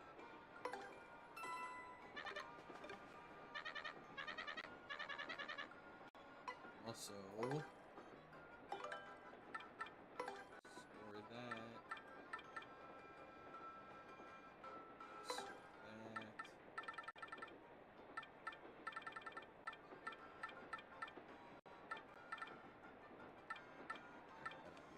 Now.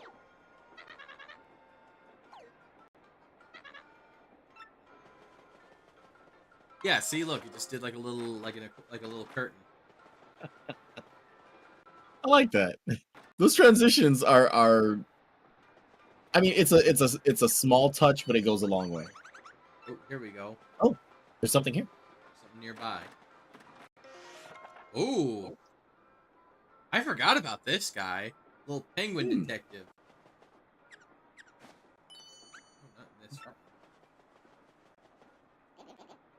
Here, I'll let you voice this guy. What do you think a penguin detective sounds like? Wow, I don't really know. Just search your soul for a moment. Just really just go, like, search your soul for a moment and go with what your gut tells you. Just whatever voice comes out, just do it. I believe in you.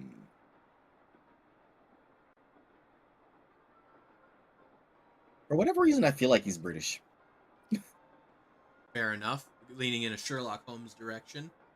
Yeah, that's kind of what I was thinking. Although I Alright. can't, I actively can't like pull up a British accent right now. Wow. Like I said, just Like- search your soul. Just do whatever comes naturally. Just do it. Hey, give me time to settle into it. I'll need to kind of warm up to it. That's fine. You've got See. plenty of time. He'll probably...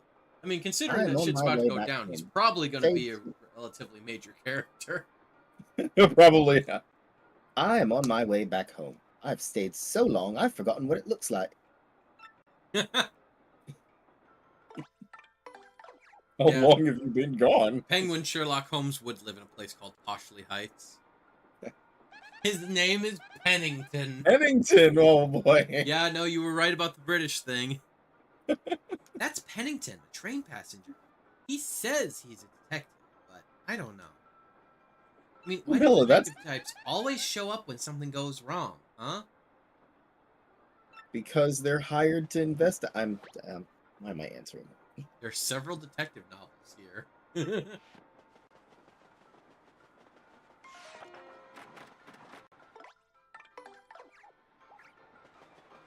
Ooh, lucky number 7. Nope, not this one. There's 8. Me? I have a very important deal to attend once we arrive in Poshley Heights. I'm traveling on business, so everything goes on the expense account. Yes! I mean, fair.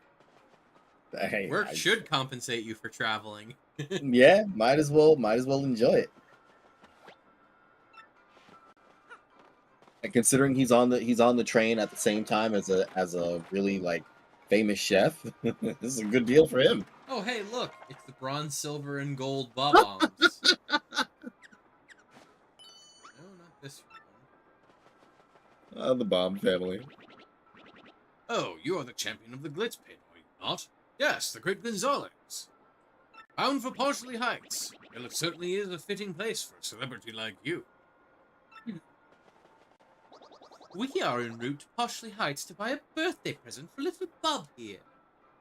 Ah, my. Yeah, I'm Bob, and we're gonna get a birthday present for me, and it'll be cool. Aren't you jealous? I've decided they're also British. No, I like this. Let's just lean right into it. Alright, probably in the next room over. So yeah, when we're like when we're directly in the same room as it, she usually, yeah, like she does a hop when we're near her, but she does like a full-on like backflip when we're really close. Oh. I never noticed the difference until now. Yep, one of the rare times my autism comes in handy. I pick up on little things like that. Hello to you, Good. and welcome to the Excess Express. I'm the conductor of this train. I trust you must be Mr. Mario from Cabin 5?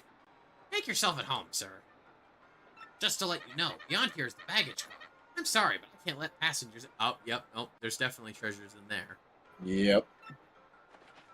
What's that? Some sort of sticky, yummy threat? I see. Good gracious me. Thank you for letting me know. Please be careful out there and return to your cabin. What a Right. weird descriptor for a threat. A sticky, yummy threat. You know what? I bet it has something to do with the chef. Let's see, yeah. Don't go to Poshley Heights, get off the train, or a sticky, yummy doom awaits you. Yeah. Because the note literally says sticky, yummy doom. So it's a sticky, yummy threat.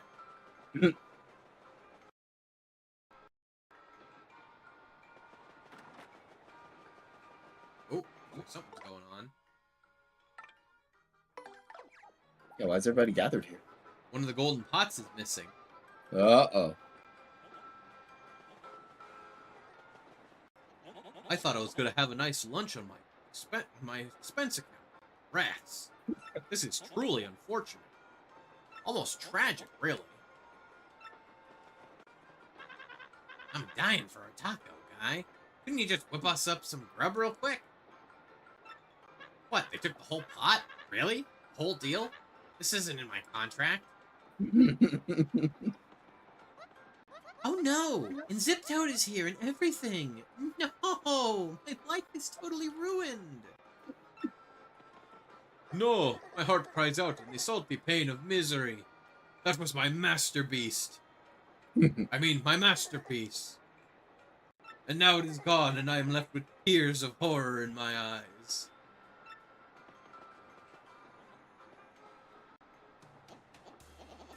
Yes. I can say without the slightest hesitation that this smells like a case to me. But what shall we call it? That is the question before us. Yes. What to call it?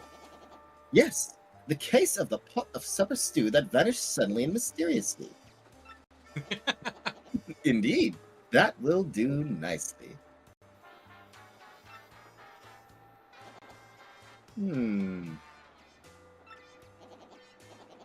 My dear train passengers, this is a fully fledged mystery. One that impacts you all. What? A mystery? Their reaction. Mystery, you just said. And, exactly what kind of dish is that?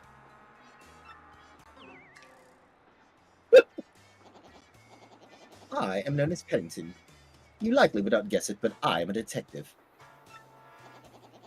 At the risk of immodesty, you might say I have a certain nose for these things. And this little conundrum, my dear fellow passengers, poses no challenge to me.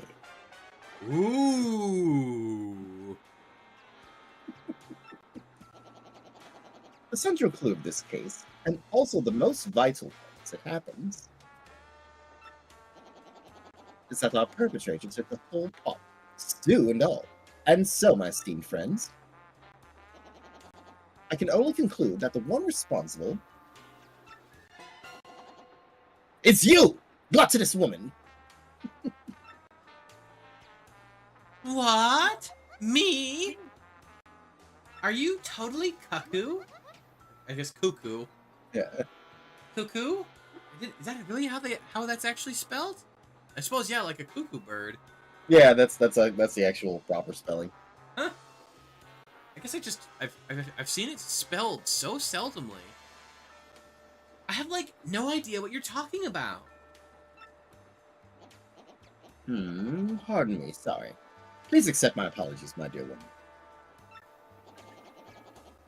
I felt I needed to practice my accusation skills, you understand? Yes, sorry. Very good. Now, let us get serious, shall we? This, I believe, will be a case worthy of my intellect. Yes.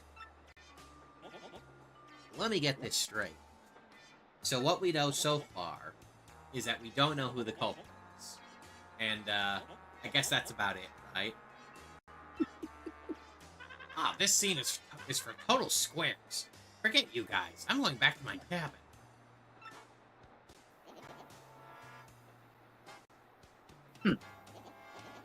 You there, in a bit of a hurry to get back to your cabin, eh?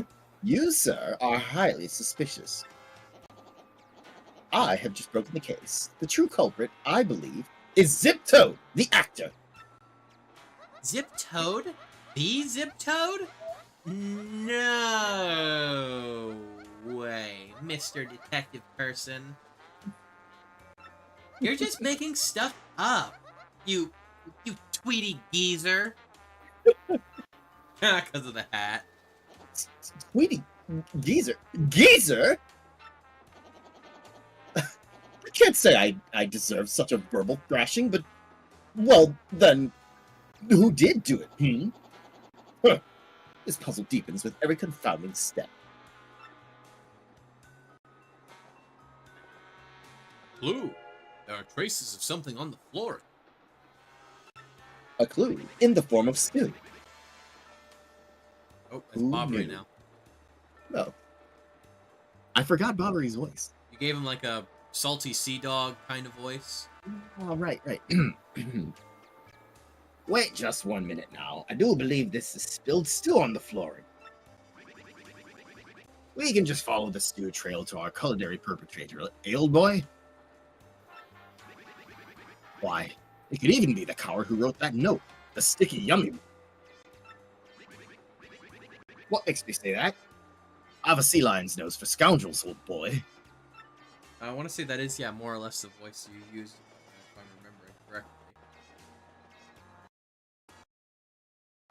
A sea lion's nose, but sea lions don't have noses. Oh no, wait, I'm thinking Yeah. of Yeah, sea lions do. no, I'm thinking of the wrong animal.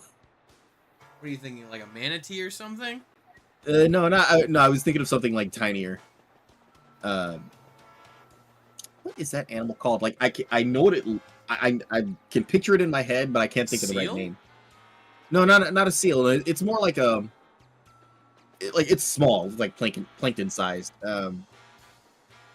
Oh, you're thinking of sea monkeys. But yeah, thank you. That's okay. Okay, thank I know, you. sea lions are like seals, but they're bigger. And if I remember correctly, wait, They're bigger than seals. yeah, I want to say they're bigger, but they have Those are pretty big, man. yeah, but that's why they're sea lions. They're I- slightly bigger. They've got, I think, longer whiskers. And I want to say, because like seals don't have legs. They've got like the little flappy bit on the, and they've got Yeah. their arms. Whereas sea lions, they've got like flippery legs, if I'm remembering correctly. So like they're slightly more agile on land. that sounds about right. Yeah. And I think they're generally more aggressive than seals, which I think is where they earn the nickname of sea lions. Oh. Ooh. Uh-oh. I mean, that would be the most likely culprit in this case, but again, he's a famous gourmet. Why would and he's already on the ship? Why would he need to steal it? Yeah, I don't think it would be him, but then again, everything kind of right. leads straight to him. Since we're probably gonna have a confrontation, who do you think would have the funniest dialogue with this guy? With I'm leaning towards Goombella. either Egbert or Goombella. Goombella, all the way. Yeah.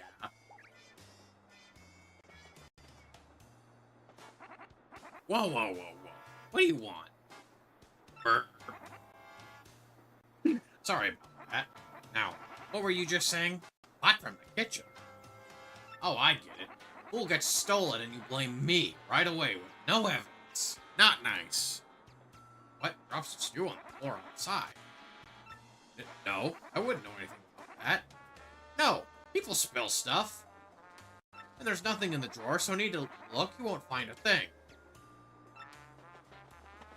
I don't What know, in the man. world, you- Your actions are even more like your attempts to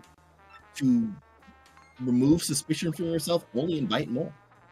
There's something under the magazines. Galley pop. Oh, it actually was the fat guy. An empty stew pot. This thing looks like it was licked clean.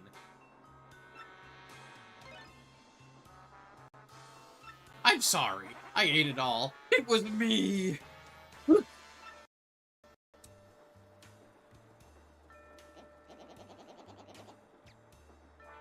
Wow, he just totally caved. So, you were so enamored of the stew that you wanted to steal it to devour more.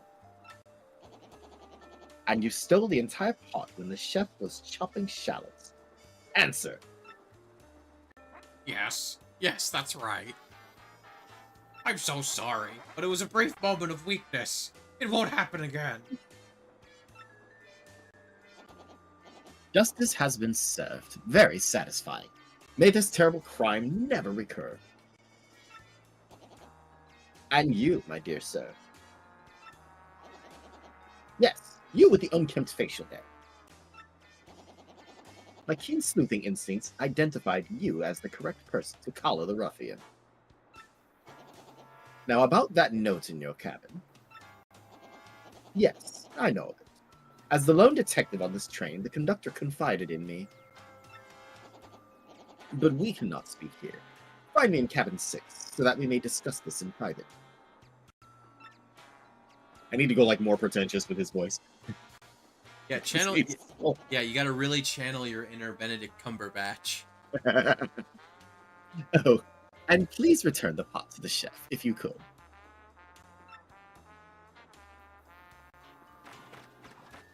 Darn, and here I was hoping that Goombella would roast this guy. I'm surprised she didn't. But I'm also surprised he confessed so quickly. I mean, he did it, and literally the evidence was all just led straight to him. We basically caught him red-handed. Yeah, I don't think he really had a leg to stand on there. He did not. Let this be a lesson. Crime does not pay. Stealing is wrong, And also, if you do steal, do not confess. If right? you commit any crimes, do not confess. And even- don't And if you don't haven't show the committed, evidence where it can be found too. also, on top of that, if you didn't commit a crime and the cops tell you to confess, don't do it because that's a trap. Yes. No, for real. Like, they will just try and get you just to confess, and they'll say, "Oh yeah, we can run it back later if the evidence shows contrary." No, that's a fucking lie. Yeah. They just want a You know, confession so they can book you. I actually when I did my annual training last year with one of the companies I'm with, one of the person conducting the class is a former officer, and he let us in on a tactic that they use that I didn't exactly fall for, and he was surprised that I didn't fall for it, but What was the he let tactic? us know, like, they'll ask an open-ended question. They'll ask an open enough question, Mhm. and if your response is knee-jerk, they got you. Yep. Like, just to demonstrate it in the class, he said, "Did you see it?" And I said, "See what?" And, like, most people are immediately going to be like, no, I didn't see anything. And then that kind of makes them dig further. But, he was banking on me having that reaction, but I said, "We'll see what." Actually, I will continue this for a moment, but that reminds me of a bit. There was a college professor once, and I believe it was a philosophy class or something or a psychology class, or no, I think it was philosophy. That's right. And basically, he told everyone in his class. He said, "All right, I want your assignment for the final for this year is you have to convince me that there is not a chair behind me." As he was standing in the lecture hall, there was a chair behind him. Convince me that there is not a chair. And all the students were writing stuff, and this one student went down there like about a minute later, turned in the paper, and he was the only one who got an A on the assignment because unlike everyone else, he just wrote "what chair." That's great. No, that's great. Yeah, convince me that there's not a chair. I think it was. What chair? I think it was a philosophy class. I want to say. And yeah, so all the other Fantastic. students were trying to use like philosophical something or another's, and he literally just puts "what chair." He deserved that A. But yeah, for real though, the police as I tell people all the time, the police can and will in fact lie to you. They absolutely they will totally do it. They will use all sorts of tricks to try and trick you into getting either an actual confession or like some sort of probable cause or some sort of anything that they can try and use to book you, whether you're guilty or not. They don't care. They get paid by number of closed cases, not by actual convictions. Yep. Yeah, all they have to do is arrest somebody and close the case. They don't have to actually get you. You don't have to be convicted.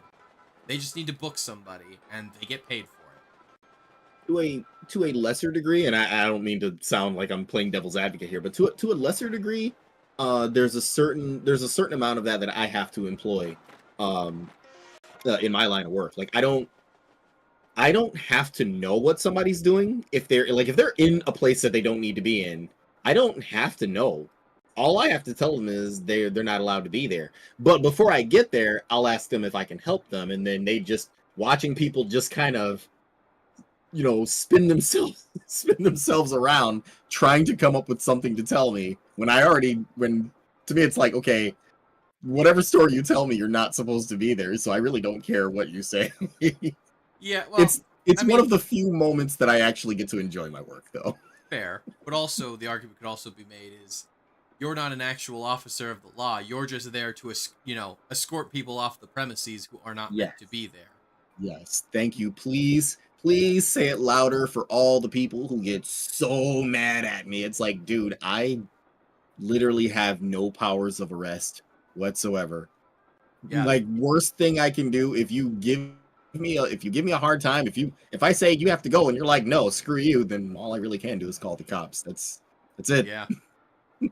That's Yeah, I really was about to say the only unless they suddenly the only thing you'd probably be. I mean, even then that'd be potentially questionable, is if they might potentially start throwing hands at you. But even then, that's it's one of those weird gray areas where, like, yes, I have the right to defend myself, but then they're going to ask me. The company is more likely to ask me like a million questions than the person it's not worth the trouble, regarding exactly. the situation. Yeah, Yeah, but yeah, you gotta love that part. I will just say we the had a main kid- difference is you have no authority. You're like I said, for you, like partly that's you're having a little bit of fun at their expense because they're not supposed to be there. Yeah. But We had a kid some years ago who, now, he was going to school. He had been in school for, I think 2 or 3 years to be a paramedic. So he has some kind of, like, emergency medical response training. Mm-hmm. And they kind of came down hard on him for administering first aid to someone who was having they had an emergency. Granted, it was one of those things where it's like, okay, yes, in an emergency, we're supposed to just call 911 and let them handle the situation. But it's like, but the kid has training for this. He literally was able to help the person before the ambulance arrived. Why is anyone mad at him? He understood the assignment. I mean, I'm just gonna say this. I will just say I feel like Good Samaritan law. They're not universal, mind you. That actually They're depends on not, your state. sadly. Good Samaritan laws should just be universal. It really should. It should be federal law instead of state. I think in that specific case there was no reason for our company. I understand they were really just trying to cover their own ass, but in that specific case, we have someone who has the training and know-how to deal with the situation. I would be grateful. Like, hell, I'd be patting that kid on the back. Yeah, but we live in a That's world where me. everybody sues everybody, unfortunately. Yeah. Actually, reminds me of a line from. You ever see the movie Suburban Commando? No, I didn't. It's that one movie that Hulk Hogan was in back in like the 90s. You're I not wanted to missing. see, but I never got a chance to. You're not missing much. It's pretty dumb. I mean, there's some there. It's long story short. Hulk Hogan is an alien from outer space who happens to look like a human, winds up on Earth and is trying to get back to space. And he's hanging out with Christopher Lloyd, who's basically housing him until he can get his ship working again. And there's this one scene where Christopher Lloyd has these really asshole neighbors that like to park in front of his driveway to get in his way and to be assholes. And Hulk Hogan just gets out of the car. And he literally because he's an alien, he also had one, he's Hulk Hogan. He's he's strong, but like because he's an alien, he's actually even stronger than he looks. Yeah. And he winds up just lifting the car up by its back wheels where the brakes were or whatever, because like it had like a parking brake or whatever, so like only 2 of the wheels were actually like locked in. Yeah. So he lifts up the back end of the car and just pushes it forward. Like 10 feet, so that way Christopher Lloyd can pull into his driveway. And the asshole neighbor, he's just like, hey, he's like, hey, asshole, if you messed up my car, and then Hulk Hogan's like, what are you gonna do? And like, you're gonna try to rip me to shreds? Like, he's just talking about all this violent stuff. And then the asshole neighbor just looks stunned for a moment. He just goes, no, dude, we live in the 90s. If you damaged my car, I'll sue you. Which I will admit, that is actually a pretty funny subversion of expectations right there. Yeah, Because the asshole neighbor was also fairly big and tough looking as well. Yeah, no, he's just like, no, we live in the modern age. I don't need to fight you. I can just sue you instead. The power of lawsuit. But yeah. Remember, kids, do not talk to the police. Ask if because they will absolutely try and they can and will use anything you say against you. Mm-hmm. Totally what they do not give a shit. They are not here to protect you. That is a lie. Anyway, I would say in my line of work, I would say if you absolutely have to, don't talk to them alone. yes. Do not speak with if you need to speak with them for legal reasons, or if they're No. questioning you or anything, ask to speak with a lawyer. Unless you are 110% goddamn sure that, like, unless you literally witnessed unless literally it's like so clear that you are not in any way remotely guilty or involved, and they're just asking you like some, like, they just want to confirm some things, for their notes or whatever. When they're just randomly asking questions, be very careful. Correct. If if it is a response to, if it's a response to a call you made or something that you did witness, then be cooperative. But when they just kind of show up out of nowhere, be careful. Yes. 99%. Even I would say that. Be careful. Correct. Yeah. Even if you are talking again, they might try and find some way to spin things to somehow, insinuate you in something. It's just, be generally cooperative, but unless you really need to, do not talk to the police. Mhm. Unless you have a lawyer. And stay calm. Correct. Even if they're not being calm, stay calm. Yes. Just comply with them. If they do illegal shit, you tell that to your lawyer, and then the lawyer will deal with it. Yep. If you do anything, it will only make things worse for yourself.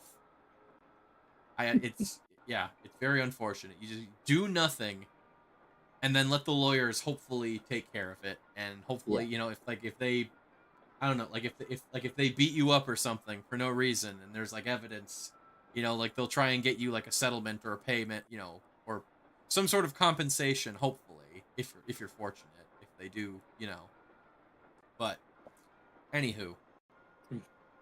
Right. Let's get back to it. Yes. Aha! I have been waiting.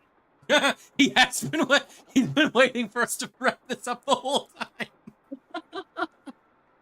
I was rather impressed with your work on this last case, I must admit. However, I do not think the one you apprehended is our sticky, yummy malcontent. I have deduced this from the lack of any incriminating clues in his cabin. In any case, I must say, I believe you have a certain knack for detective work. So it is decided then. I shall take you on as my new assistant. To reiterate, my name is Pennington. I am a detective from Poshley Heights. I am known in some circles as the penguin with the improbably large brain. I am sure you've heard of me, so that is all I will say on the subject. And as for your name, wait, I demand you do not tell me. I shall deduce your identity. Oh God, I wish what's his name was in party right now. Egbert? Yeah. That's the great Gonzalez. That mustache, that nose. Hmm. All too easy. You, sir, are quite obviously the the famed Luigi. I don't know if you heard it, but when he was when the text bubble was saying, there was a faint you could faintly hear Luigi in the background, just like a ha ha ha, like the sound of Luigi's disembodied voice. Now, see, you were talking about subverted expectations earlier. This is perfect because it's like Mario's always been like the brother who gets most of the spotlight. That is So, true. you know, I was expecting, and with Mario being as well known as he was, I was expecting him to be like, "Oh, you're the famous Mario." Well, do keep in This is mind, great. this is the we gotta keep in mind the rule of threes, though, Lace. This is now the third time that Mario has had his identity mistaken by someone. True. First, there was Kroops, who was calling him Murphy, although that might have been intentional. Then there was the Elder Puny, who kept calling him Marty O. And now we come back around full circle, where he gets confused for Luigi. Oh, this is great. I love it. This in comedy writing is what we call the rule of threes. When you have a running gag, you do it 3 times and then no more, typically. Yes. Yes. After that, it loses its efficacy. Oh, that's great. Actually, I'm reminded of one time where well, what's usually funny is this reminds me of something. You ever see there was the show? What was it? It was from the guy that made Beavis and Butthead. Daria. That's it. Did you ever see the show Daria? A few times. There was one episode where there was this running gag where the popular cheerleader girl, who's a real ditz, she was making a poster for like an art thing, and it was supposed to be like an anti-drug thing, and she just makes a portrait where there's like drugs and alcohol on it, and then the teacher's like, okay, but nothing about this really seems anti-drug to me. And she's like, oh wait, I can fix that. And she takes out a thing of lipstick and she just draws like a circle with a cross through it on top of the drawing. I'm forgetting the particulars, but what was it? A lot of the times in the rule of threes, and I think they're sort of doing it here as well. What was it? Usually the third time you make the joke, you subvert it somehow, in some way. Like, it's the same joke, but something slightly different or unexpected about it. You know? So the first couple of times, they just got his name completely wrong. And then the third time here, they subvert it by just confusing him with the wrong person entirely, that being Luigi. Instead of getting the name slightly off, it's just completely wrong. What was funny in that? Oh god, what was it? What was interesting was in that episode, I'm forgetting some of the particulars, but what's funny is in that episode of Daria, like I said, they do that bit 3 times with the, in the anti-drug poster, but they subvert your expectations the second time. And then the third time they do it like they did they do it like the original to catch you off guard. Yeah, you do it and then you're like, "Oh, no, what the heck?" It's like it's supposed to be the rule of threes. And then they do it the third time, but it's normal. And it's like, god fucking damn it. They subverted they subvert the expectations of people who, like, for freaking nerds like me who, like, know a thing or two about freaking, like, literary techniques. Yeah. You had a good point though. Rule of threes. Especially when it comes to comedy, yeah. 3 times. 3 times is the sweet spot. Any more than that, the joke loses its luster.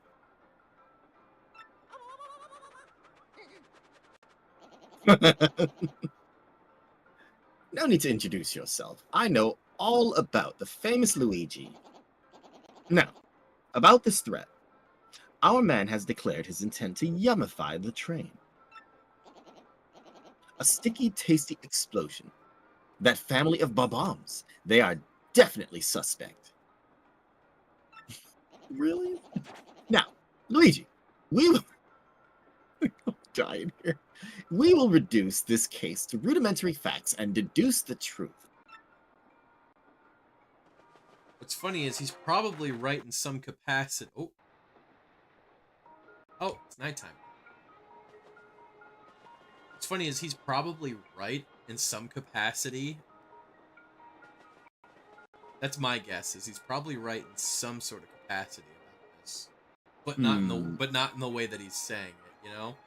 Yeah. Let's see, I want to say this was.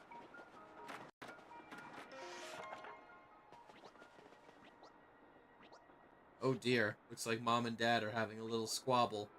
Yeah.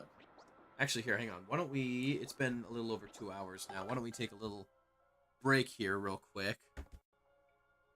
Give me a chance to reset the capture card. And we'll be back in, like, say, 5 to 10-ish minutes.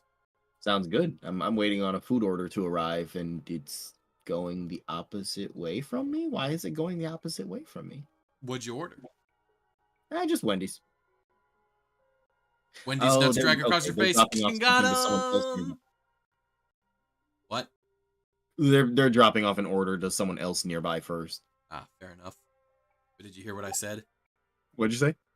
Oh, I just really quickly, to try to talk over you, I said, Wendy's nuts drag across your face. Fucking got him! Just immediately, as soon as you said I heard Sukiya in the back of my head. She was like, use the D's nuts joke. You know how much she loves those freaking. Oh D's yeah, nuts she's jokes. always on point with those. And I haven't spoken with her in a hot minute. I should see what she's up to. Yeah, I gotta see how she's doing. I think she's doing all right. Last I heard from her, she was doing all right. All right, we'll be back in just a little bit. I'm gonna throw on a little 3-minute ad break while we're away. So Don't touch that dial now. we're just getting started. Rest in peace, frickin' PT. Right?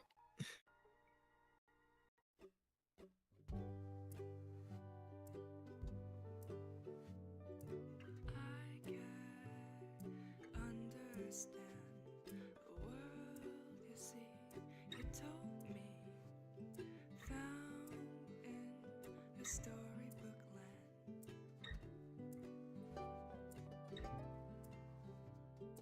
I won't let you go until I break apart this shell of a home inside me and don't. Your rooftop will glow when dusk doesn't know. I soften the fall. Today, it is the day I leave this place and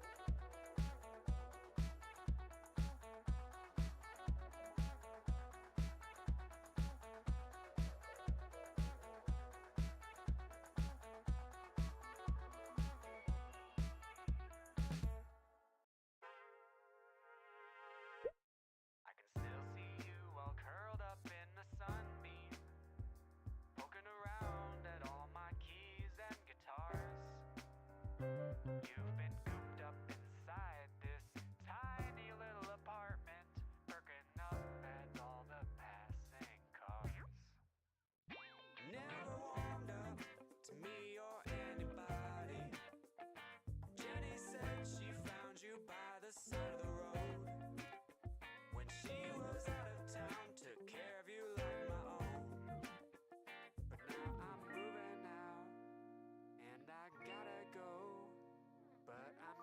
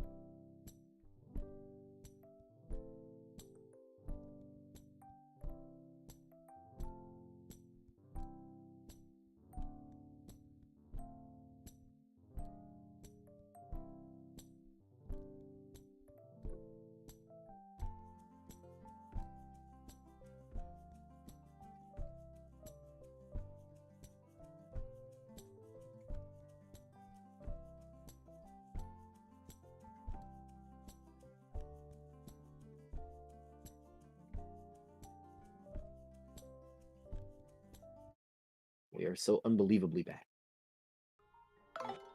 There we go.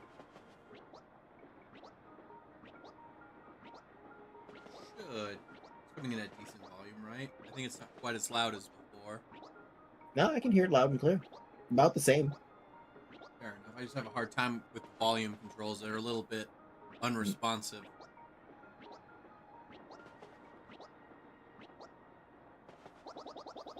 I think we should get Little Bub the Advanced Learners Classic series of Bub Bombery.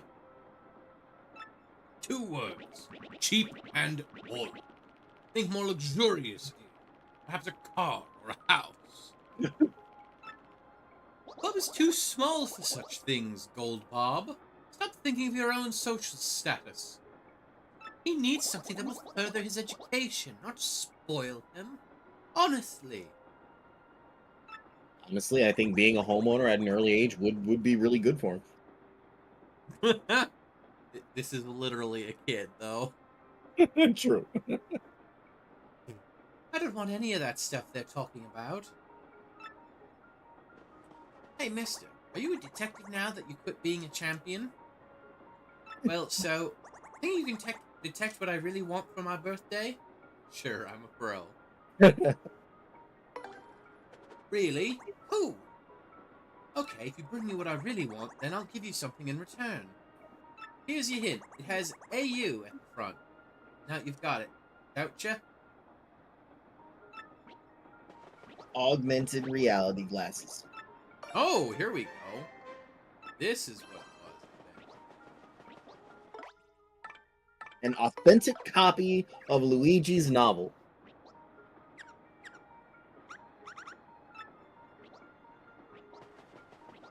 Wait a minute. AU. He wants gold! Gold, yeah. I mean, that was gonna be my next guess after an Austrian pastry, but Ooh, I've had Austrian pastries. right? Like, I've hey, been to I bought an Austria. Austrian pastry for my birthday. Yeah, I went there to visit my my ex back when we were dating. Hmm. Oh, it was a lovely time. I feel like it would be a really nice place to visit. No, oh my goodness. Heck, at least in Vienna, the public transit system is so good. Oh my god, it was so good. I was like, damn, if I ever move into a big city, it would have to be in Europe because Wow. of how good the public like. I'm not even joking. Like, they had such an intricate subway system. Like, they had so many subway lines going all over freaking Vienna, which is the capital. On top of that, they also had a few above ground, trolley type, trams, as well as buses too. We went on a bus once, I remember, but mostly we just stuck to the subways. Subway car was there. I'm guaranteeing it. Like, there was always a subway showing up every 5 to 10 minutes top. Oh, see, that's definitely on my bucket list. If I ever go out to California or something, I want to ride a trolley. We had one here long before I was born, long before my grandparents even came to America. And we also had one of the first subway systems in America, but I mean, the trolley is long gone, and the subway tunnels. I think just before I got out of the military, they were talking about filling it in just because of the dangers of people living down there. And it was old anyways. It was so old it really was a safety hazard to just leave it. But I feel like it's a part of the history of our city just lost. Understandable. Let's see. He wants gold. The only gold thing on the train is the pots.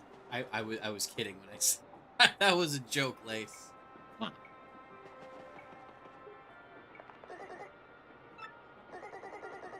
Feel the Empire pot. My heart is filled with no anger, but rather the warm broth of satisfaction. He's happy that the reason the pot was stolen was for the stew and not the pot itself. As a chef, I get that though. You solved this incident in record time. I was way impressed. Hey, Come to think of it, I could use your skills. Could you help me? Sure, why not? Really? Wow, okay, so I lost these shell earrings that my ex-boyfriend gave me. And they're like all full of memories and stuff. I really need them back. Could you maybe look for them or something? Please? Shell earrings.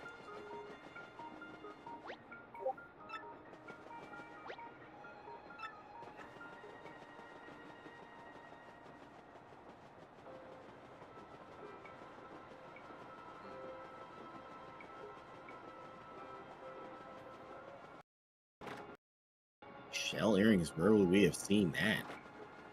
Might just be.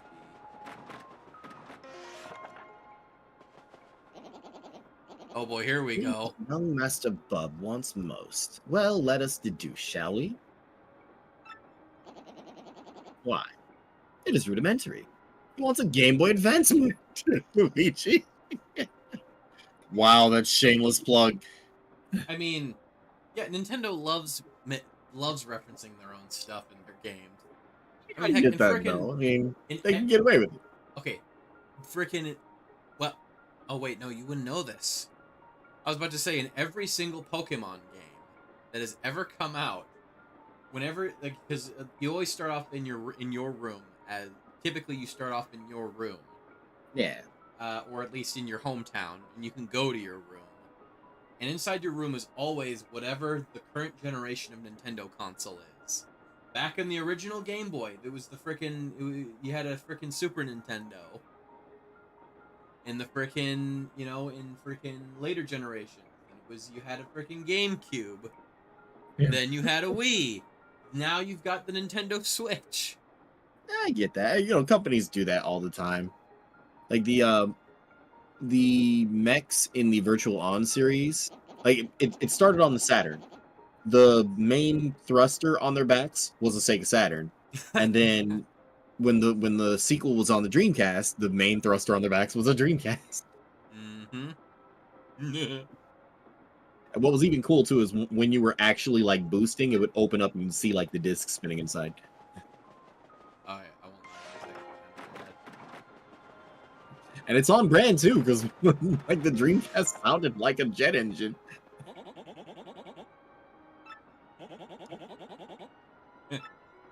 I'll just order the next most expensive thing on the menu. You know what? I'm not even mad at him. Hey, he's traveling on the company dime. You might as well, man. Yeah. Like, live it up. When is he ever going to have an opportunity like this again? Right?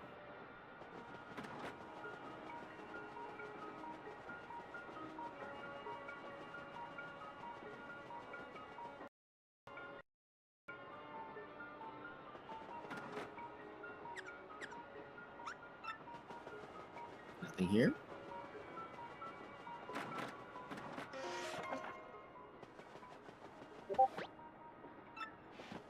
Let's see. Something that starts with A U.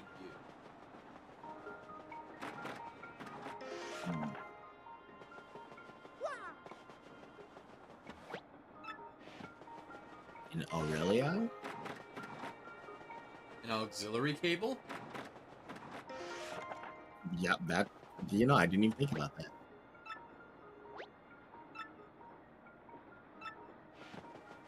Sorry for causing all the commotion, but man, that stew is scrum-diddly-umptious.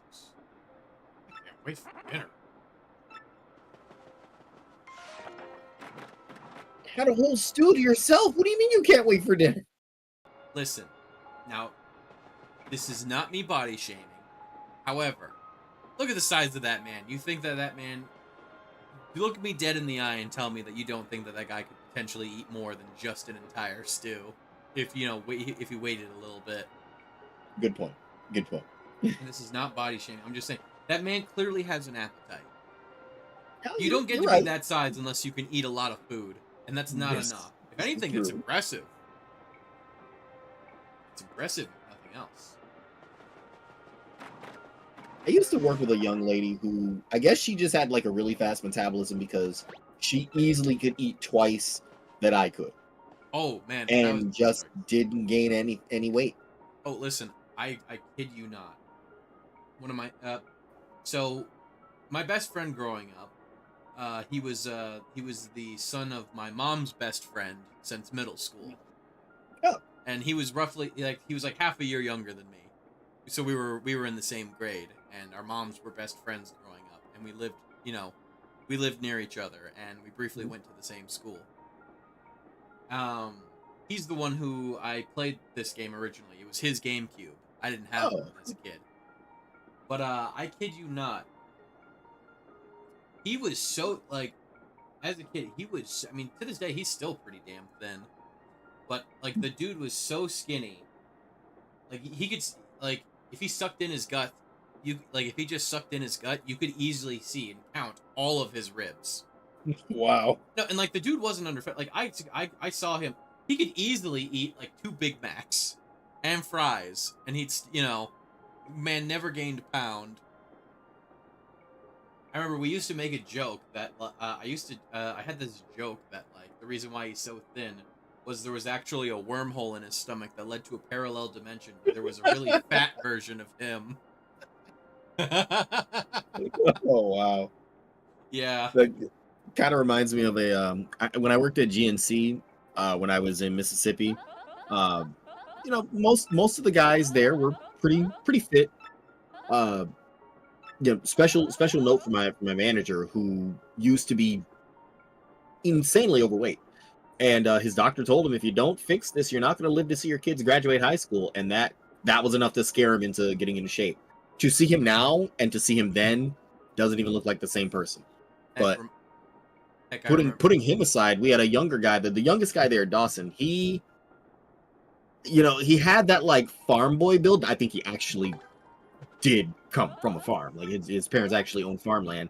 But despite having that build, he had, like, the worst eating habits, and it just didn't do anything. It's insane. Like, the guy, like, we had actual, like, bodybuilders on our staff who, they were so nervous to have a cheat day, but Dawson could just eat literally anything, and it only made him more, like, I'm saying this for comedic effect, but also because I think it's very accurate. The stereotypical, like, statue build, like Roman or Greek statue build, like he looked like an Adonis. Yeah, that's it. Yeah, that was him.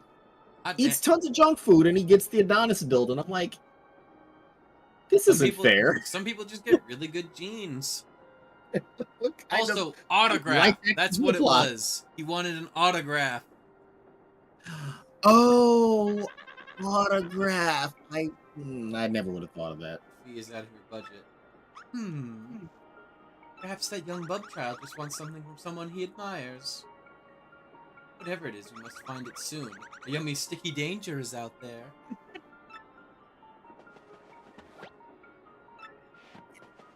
Autograph. I never would have thought of that.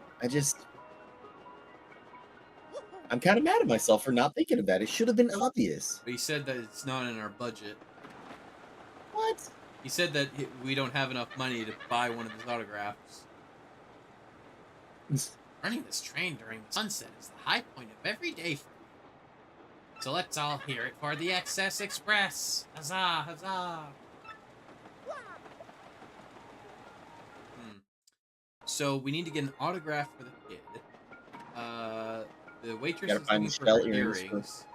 And the rich lady in here said she was missing her gold ring. Uh-oh.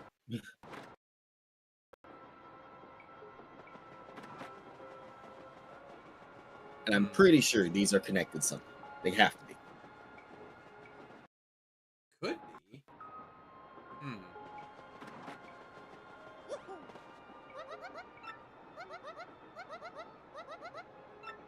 Hints about where we might find it. Alright. I'm gonna try talking to the kid again. Maybe.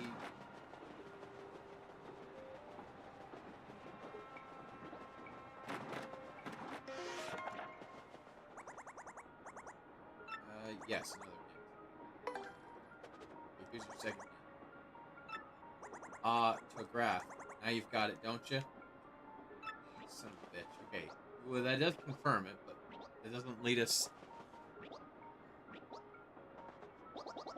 But I still think we should get him the classic series of Bob Bombery. We must get him something that befits the station of our family. I have my reputation to think of, Sylvia. Yeah, Sylvia. The sweet Silver. You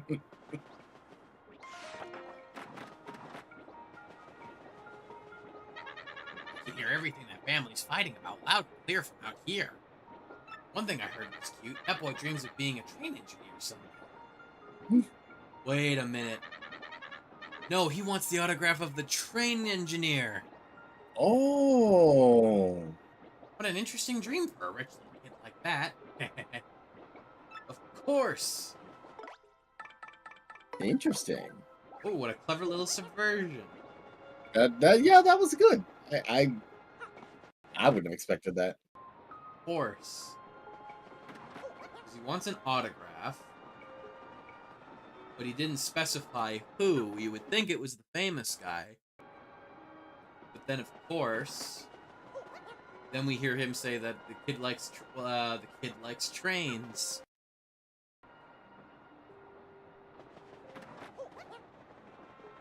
This may be easier than we thought it would be. I mean, honestly, fair. Trains kick ass. Yes, they do. You know what's really funny? So apparently there were some like I think they were like civil engineers or whatever. They were trying to they were trying to come up with ways to reduce traffic. You know, but they didn't want to do trains, you know, like subways, trains, and other things like that. Yeah. Because our government is so hell bent on making sure that automobiles stay in charge. Yeah. And they were asking an AI basically to try to help come up with systems that they could implement to help reduce traffic, and the AI just kept coming back to them with trains, more trains, and they're like, "All right, give us a system, but it's not allowed to be trains." And apparently, the AI basically just kept coming back to them with systems that were essentially trains with extra steps, basically, but not technically trains. It literally just they kept asking an AI, how do we reduce traffic? And the AI just kept telling them, you get more trains. Want my autograph, sir? Oh, it's for little Bub? Oh, yes, of course. Here you are, sir. You got an autograph. The autograph of the XS Express engineer. Gosh, never given out an autograph before. That felt fantastic. Alright, that's one thing solved. Which I wonder, maybe if we give him... He did say he'd give us something cool. Maybe he's the one who's got the jewelry. Like maybe he found them or something. That's my guess. He's hoping. He wants something that starts with AU. Obviously, it must be a Game Boy Advance. Andres Production. Paper Mario. Yes! Why, hello there, Andres. Lovely meeting you. You just wandering on in, or do I know you from somewhere? You a friend of a friend? I get lots of friends of friends that pop on in. Here we go. So, did you bring me the thing I want most? Autograph from the engineer. Lovely, I met you through... Ah! You're a friend of Beans. Well, fair enough. Glad you could make it. Hey, yeah, bingo, mister. That's just what I wanted. You're a good detective. Here's something for you, just like I said. Oh, it's a Shine Sprite. Nice. Thanks for the autograph. I'll take good care of it, I promise. Huh, okay. Oh, now it's nighttime. Anyone who plays anything Mario is instantly cool. Obviously, we're the coolest. I don't know anyone cooler than me and Lace. Specifically when we're together. Individually, you know, it like the coolness factor, I will admit, drops exponentially. But like once we're back together, just boom. Hot damn. There are ice cubes that aren't nearly as cool as we are. No lie has been told. But yes, what's also really fun is the Paper Mario inspired PNGs I had commissioned for us. Yeah, these are fantastic, man. I love them. Yes, if you look down in the credits, Phoenicia, I believe it was is her name. Oh, hang on, we got ourselves a stretch redeem. Let's go ahead. Yeah. All right.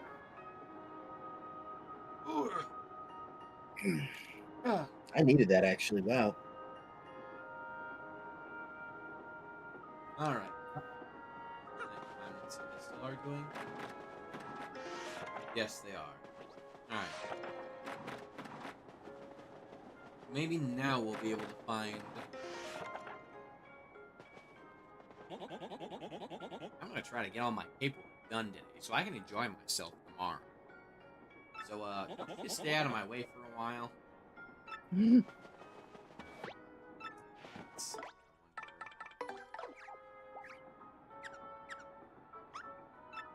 Nothing in this vicinity. I'll be lurking around watching, but I hope the stream. Yes, honestly, I've been having a good time. It's always a great time when I'm hanging with Lace. Absolutely. Let's see, Pennington, what have you got to say on the matter? So, it looks like it was an autograph, eh, Luigi? Yes. As I suspected. Oh, the conductor just came by looking for you, Luigi. This smells of a new mystery. Ooh, okay. I will talk to the conductor real quick, maybe, because, yeah. Progressing the plot might be what we need to do in order to find the other two missing items. Probably, yeah. Mr. Mario, I'm glad you spoke to me. I just remembered something suspicious. I found myself one blanket short when I was handing them out to passengers. I gave the last passenger my own blanket to make up for it, but it's vexing. I have exact blanket counts. It means someone came on board without a ticket. That stove just might be our suspect, Mr. Mario. Not only that, if I don't get my blanket back, I'll be too chilly to sleep tonight. If you could look for the unticketed passenger, get that blanket, I'd thank you. Call me Blanket Pie? What? Blanket pie. Blanket. Oh, blanket PI. Oh, Blanket P. Like Magnum PI. Oh, PI, private investigator. Oh, of course. Honestly, great, thanks. Well, I have to keep watch here. I'll be waiting for good news. Alright.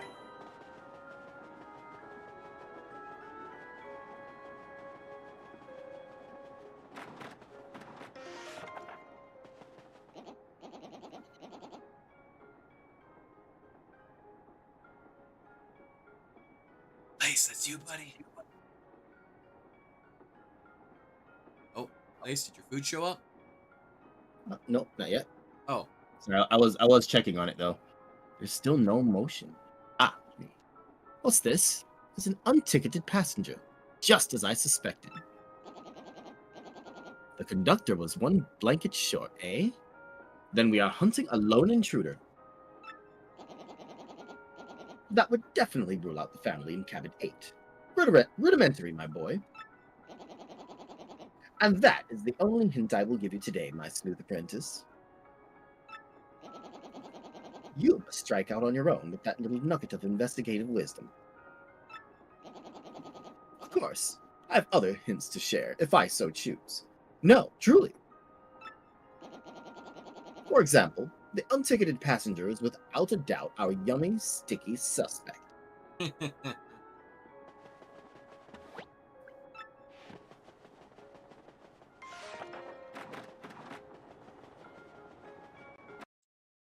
let's see.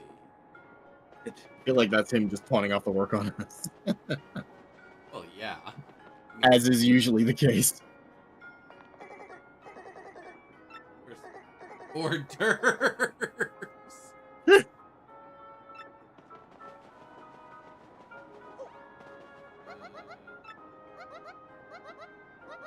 Still nothing about Still no new information about the earrings.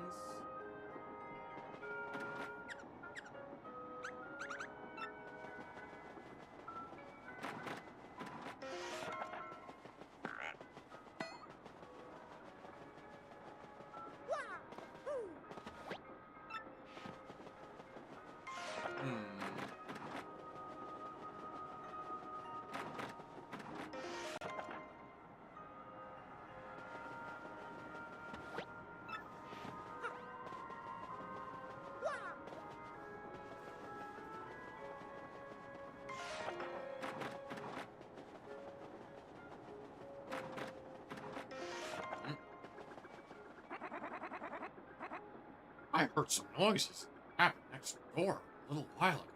Weird ones. And when I looked in, it was empty. I was like, okay, that was freaky. Then when I came back, I heard the noises again.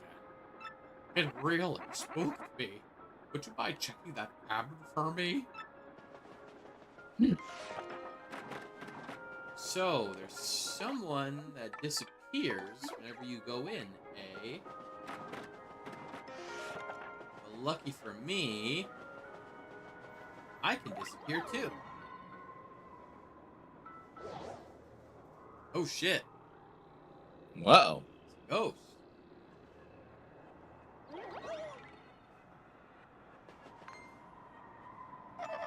So you found me.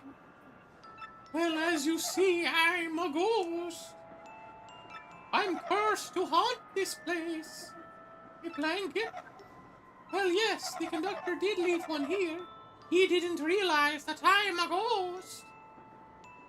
A yummy, sticky threat? No, I left no such thing. I can't even hold physical objects like pen and paper. What? You just want the blanket then? Well, I'll tell you where it is if you do something for me. What do you say? I don't help ghosts. Bye. All I need is your life.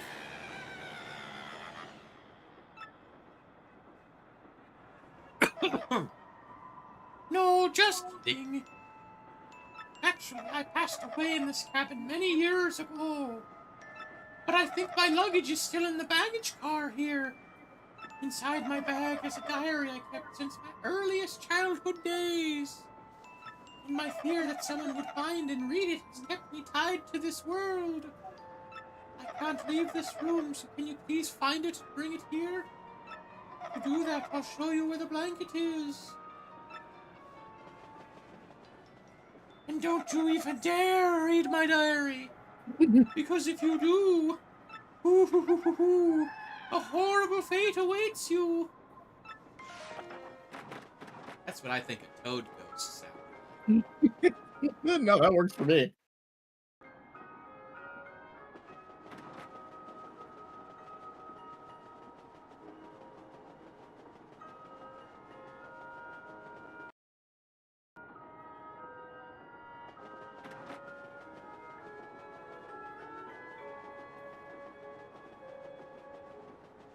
Did you find the blanket?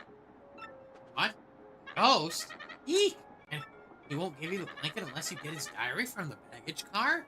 I see. Well, go in. You don't say no to ghosts. He's kind of got a point. It is rather difficult to refuse their demands.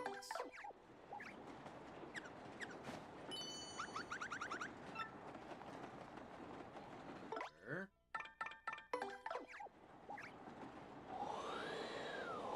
Oh. Hello.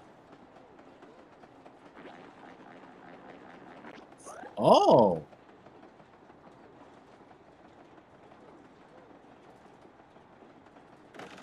Ragged Diary. Diary of the Ghost. You shouldn't read it. I will say, The more they tell you not to, the more you want to. I do remember one thing about this train sequence, and it was specifically the ghost and the diary. Actually, I explicitly remembered it. Find the diary? Wonderful. I knew you would. Now, you cannot leave. Please return the diary while I stay here. I would like to see what's written. Should we read it? I'm kind of tempted to, but at the same time, Fuck yeah, it. sure. Why not? Fuck it, we ball. The more they say, don't read it, don't read it, don't read it, then You kind may of be cursed by the ghost. You want to read it anyway? Yeah, sure. I mean, think about this, okay? This could be really, really bad. You understand me? Any other time we've been quote unquote cursed, we got a cool new ability. On X, day X, cloudy. I got on a train today. On that train.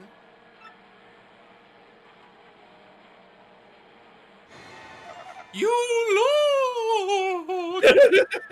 Even though I told you not to, now see what happens.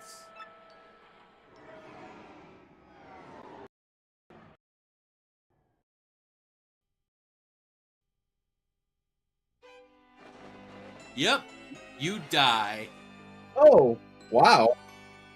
Really? Yep. If you read the diary, he just kills you. Wow. I remember because when I was a kid, I was like 10 years old when this game came out. And yeah, no, I read the diary. That was the one thing I remembered from this whole train sequence, was getting killed by this ghost for reading his diary. Oh, wow.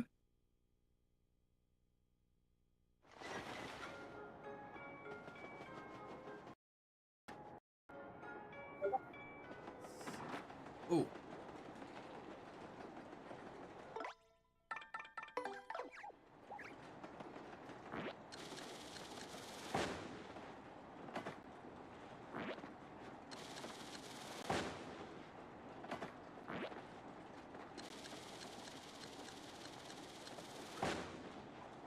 No? Can't jump high. What about the like wind up hammer thing? That might do something? Maybe? No, this is part. This ain't it. Oh.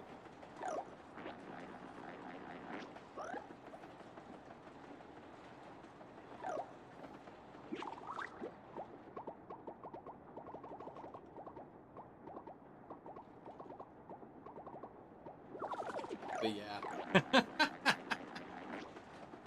That's literally what happened. That's literally what happened when you read the diary. It's freaking hilarious.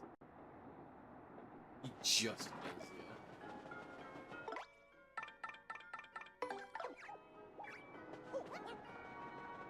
you. Noom.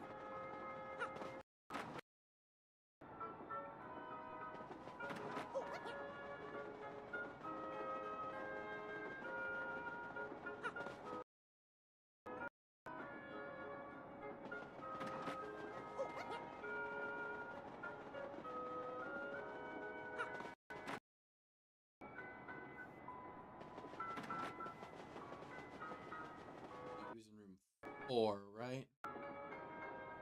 Yeah, the Gourmand was in this one, right? So... Oh yeah, there he is. Did you find my diary? In that case, can you place it in that drawer? Yes, this is my diary. Very well, your blanket is right here. You were very wise not to read my diary, friend. If you had read it, you might be a spirit like me right now. Now I can peacefully go on from this world. Thank you so much. You'll probably never meet me again in this world. Fare thee well.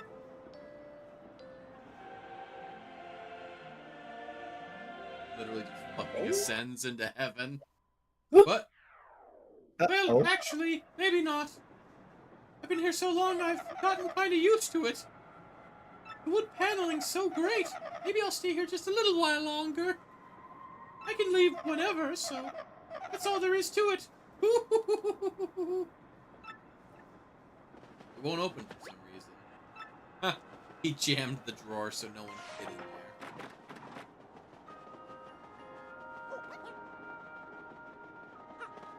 There are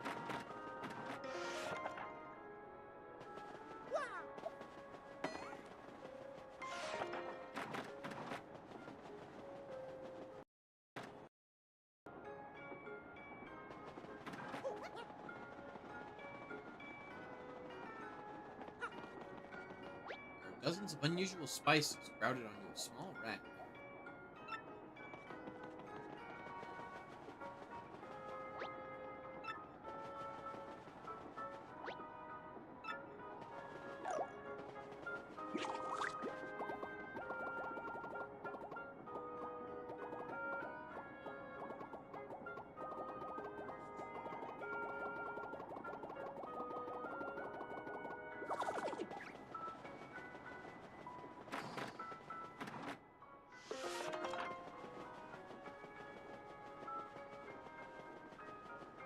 Hmm.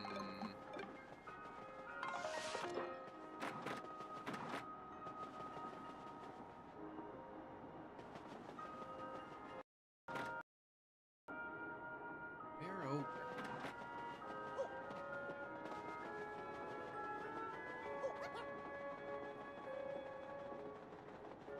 Seven's got the house business.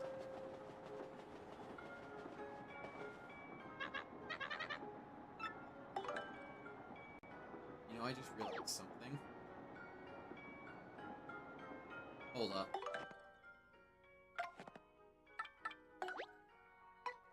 I forgot to check the floor, and I don't want to accidentally soft lock us. Hold up. Uh-oh. No, I did this on purpose. 'Cause I saved right after we got the diary. Okay, hold on. I'm gonna hit the floor.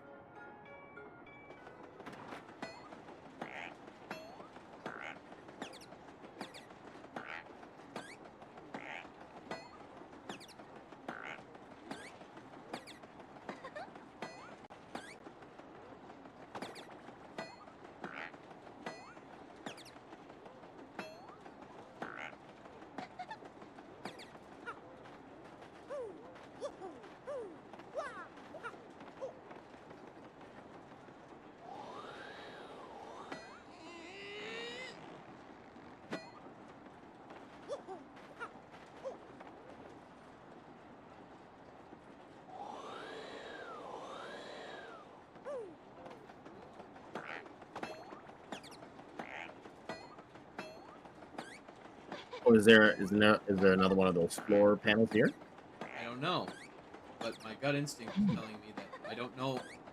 Look, I don't know if like we'll get soft locked out of if we'll get locked out of these places, you know.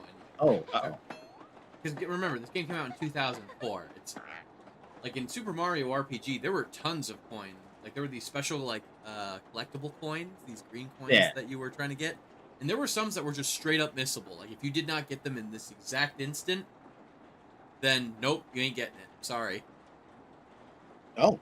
Yeah, like as early as like the first town, yeah, there's this one coin. You can only get it where I shit you not, there's a toad that tells you to follow him into the next room. You have to jump on his head while he's walking, and then use him as a platform to get up on top of a ledge by the door. So if you don't get on top of him and jump up there before he enters the next room, you literally can't get that coin ever again. Now that's Super Mario RPG. Again, so.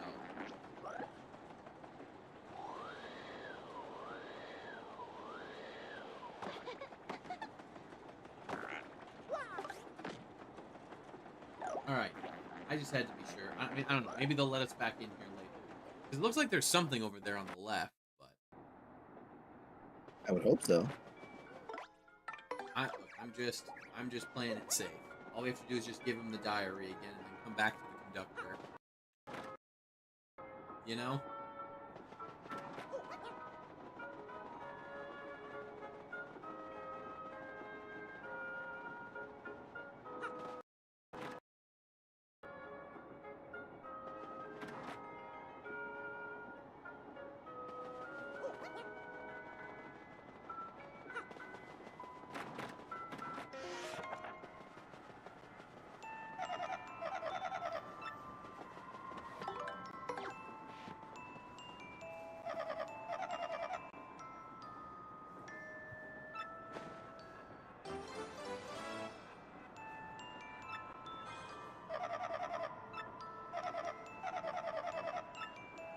Is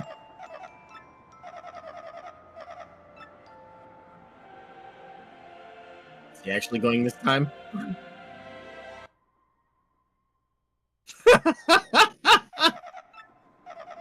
I mean, I reset the save. Why would it change? Oh, that's right. That's right. My Oh. bad. Yo, Oh, that's it. There it is. oh wait. Oh right, we already found this one. Ah, We found that got it. earlier. Yeah, nothing's here because we already found the secret star piece. Okay, but there is either something either in or adjacent to. I think it's in the next room after the luggage cart, or maybe it's somewhere further in or something. But anywho, one thing at a time.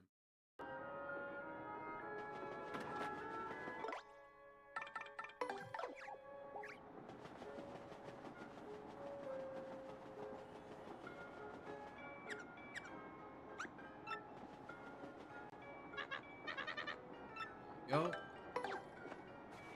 Oh, thank you so much. Now I'll be comfortable tonight. Of course, our yummy and sticky mischief maker is still at large. Oh, hey, before I forget, this is just my gesture. Thanks. Nice. It's getting late, Mr. Mario. Perhaps you should just turn in for them. You're in cabin 5, in case you forgot. If anything happens, I'll report to you immediately. Do not worry about a thing. For I am the conductor of the XS Express.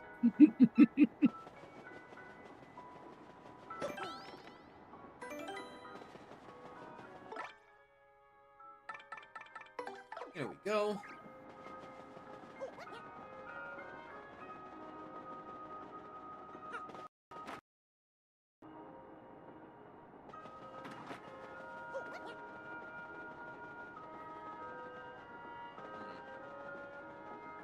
I'll admit, I had no idea about the earrings.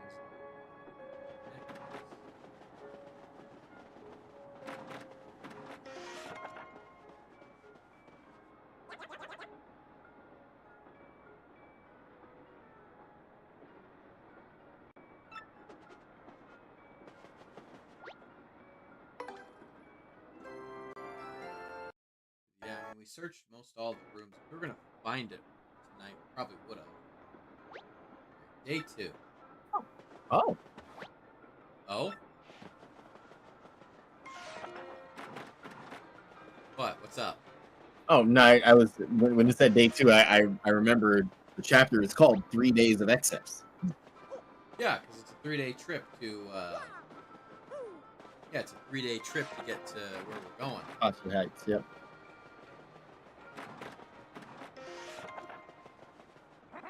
Hey, morning, Mario. You been to the dining car yet today? I still can't believe I stole that pot of stew. It was like a bad chowdery nightmare. Thanks to that incident, the cook and I are pals now. Isn't life weird? That is kind of weird that they would bond over that, but I guess I get it. Well, I mean, I've heard of weirder things. I mean, think about it. The chef was so utterly complimented by the fact that someone someone went out of the way to steal the entire stew just because they loved how it tasted so much. They just literally could not help themselves but get more by I kinda any get means necessary. I'm not saying I agree with that, but I'm just saying is I could see how that could absolutely. Yeah. Well, hello there, you cute, cuddly bear of a man, you. You're delightful, dear. Have you found my gold ring? Don't grow desperate. I'm quite sure you'll be able to find it.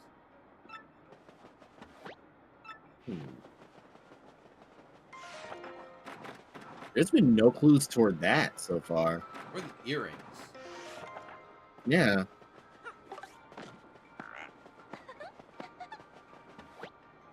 This was a toad.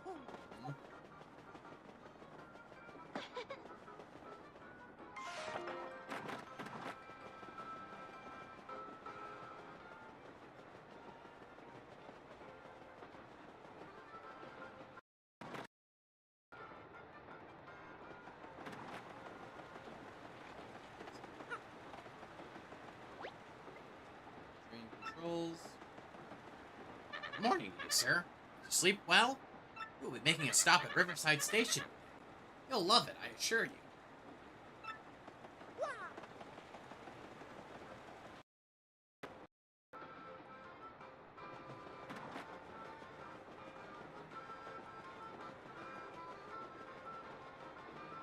Yeah, oh.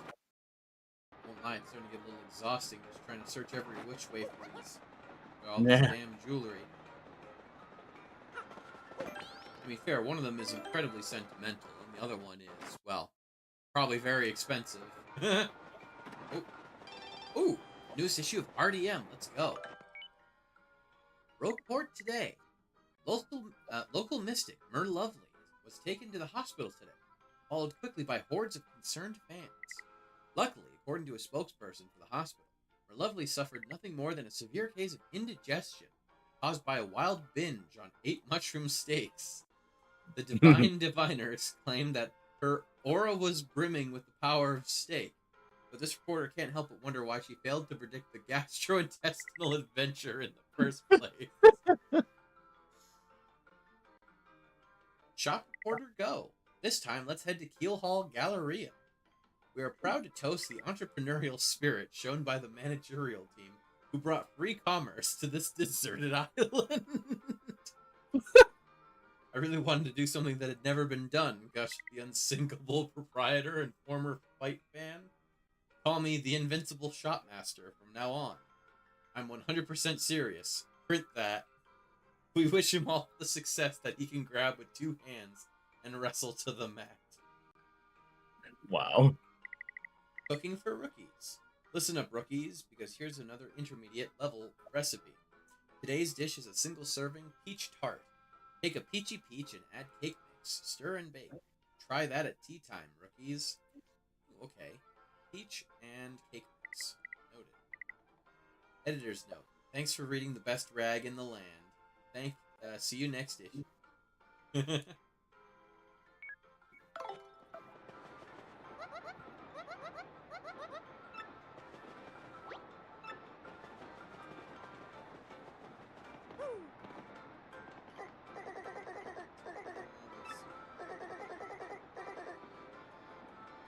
Come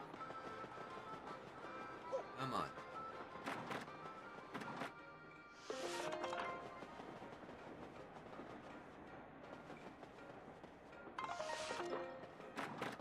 So what is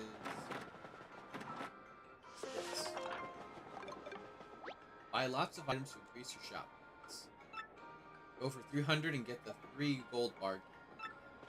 That's just an advertisement. Or if I was British, an advertisement.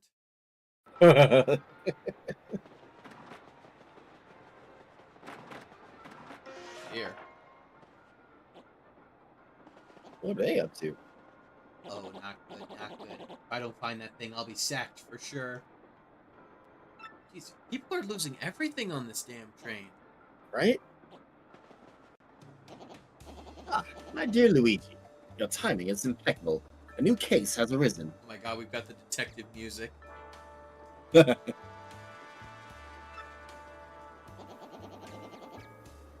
then, Mr. Businessman, please explain the facts to my assistant, Luigi. Okay, here's the deal. When I woke up this morning, my briefcase was gone. It contained all the contracts for our next deal, and even our new product prototype.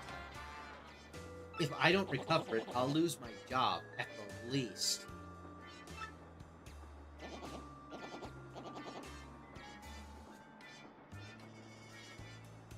Now, calm yourself.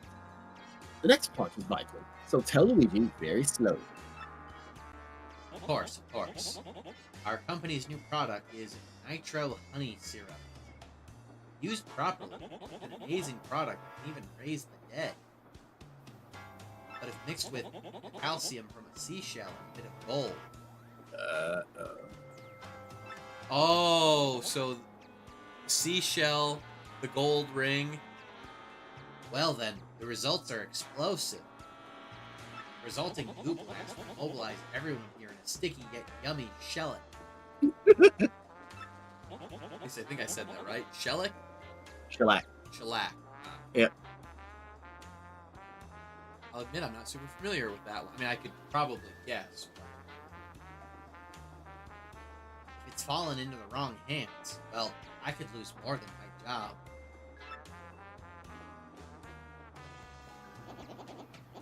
Let's examine these facts, shall we? Someone has stolen your briefcase.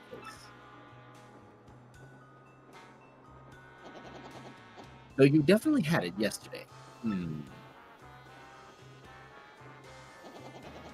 the train has not stopped at all in the intervening time. I have it! Rudimentary, my dear Luigi. Rudimentary. The thief is still on the train. Really? Kennington, you've done it again.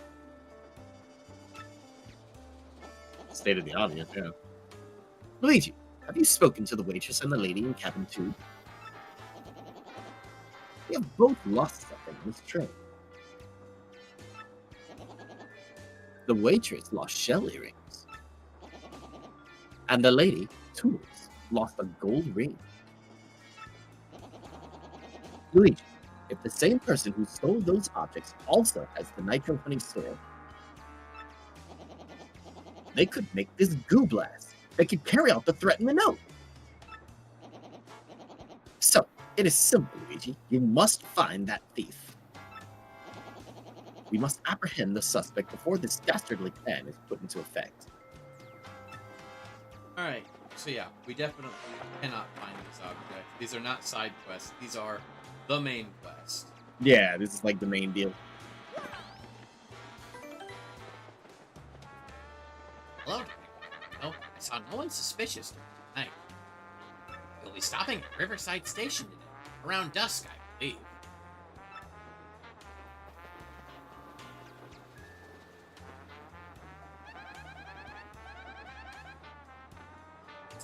Okay. Gotta look to see if we can find anything that's out of place.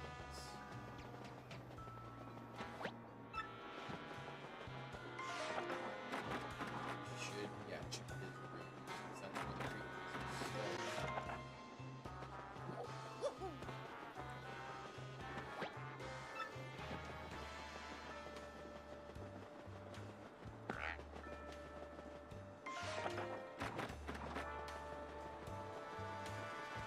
Hmm.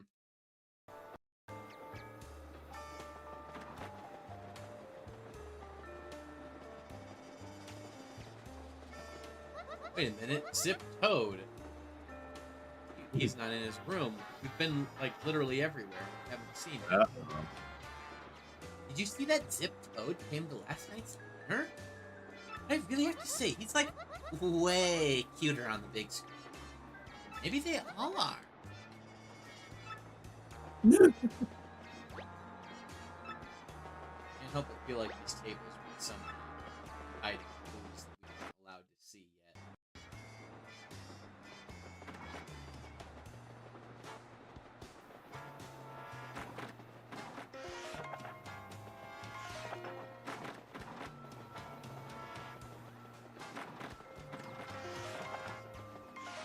Alright, Zip.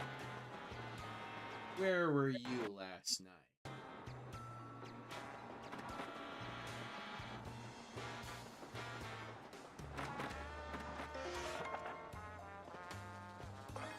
Vital paper. This looks like something very important.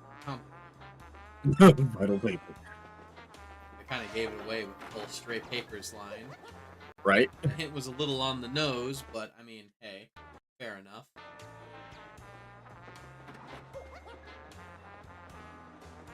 That right there, he looks cuter on the screen. He's an imposter. That's not me remembering anything. That's I've played enough. I've seen enough stories told that if they foreshadow, if they say something like that, then that always means that almost like always means 9 times out of 10, whenever I've heard somebody say like, "Oh, they look different than I remember," or like they look different than how they do in the magazines or the whatever, like it's always been it's always been a dead giveaway that they're actually some sort of an imposter. Yeah. You are using your powers of deduction. What was it? There was another RPG I played. I won't say which one because I don't want to spoil it. But yeah, there's someone who there's a character who you see and you talk with them at one point, and you know you can the protagonist is like, "Huh, you look a bit different than I thought you would," and they because this person in question is like a magazine model. Oh. And they're like, well, yeah, like they use Photoshop and all that stuff, and then they wind up dying, and there's like a big murder mystery, and it turns out they weren't actually the model; they were their twin sister, which is why they look different. What was it? I believe they were. That's a good way to go about it. They were twin sisters, but I believe they were fraternal, not identical. Oh, okay. Which is why she looks slightly different. Because it turns out, it turns out the real her was the real model was the murderer, among some other stuff. But yeah.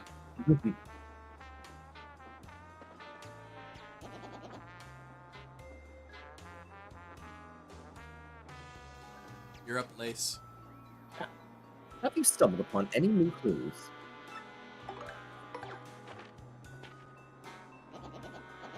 What is this paper? What sort of clue is this supposed to be? That's one of the contracts for my upcoming business deal. What? I mean, yes, just as I suspected. Luigi, where did you find this very important clue? Cabin 1, you say? Yes, Zip Toad's room.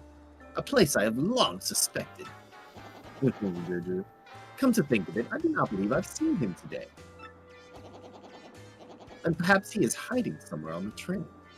Always one step ahead. Very well, my dear Luigi. Find that Zip Toad.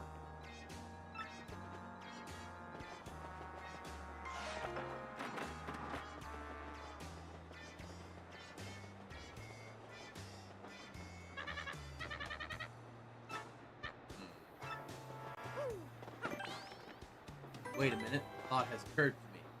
I don't know if this is accurate. What if? No, wait a minute. I was about to say, what if Zip was actually secretly abducted? No, that doesn't make sense. Because we've been to Zip's room.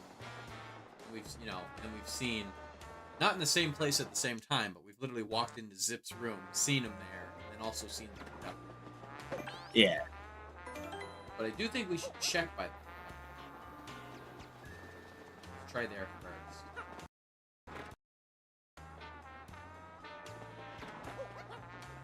First, let's check this room.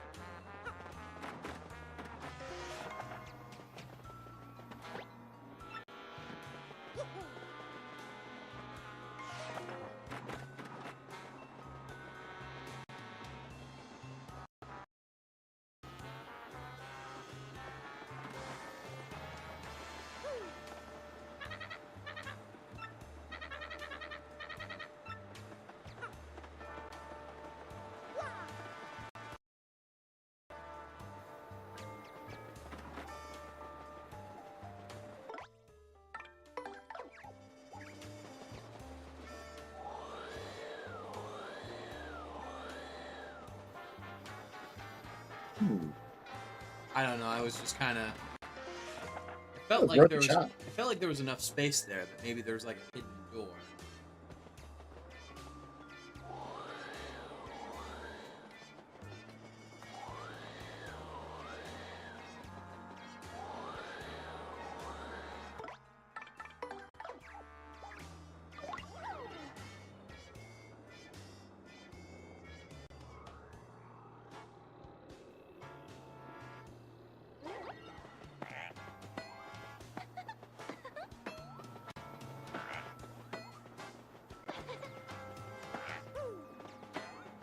Trying to think of here.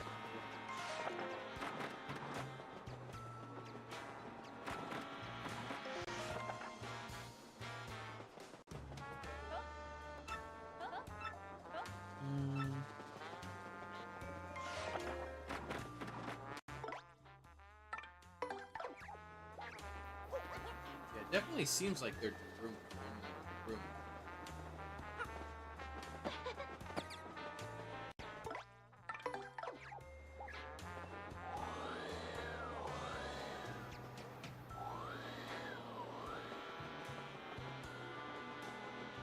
Hey, look.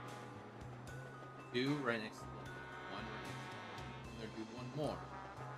Like right here. Unless there is a secret we just don't have access to it yet. That's my current theory.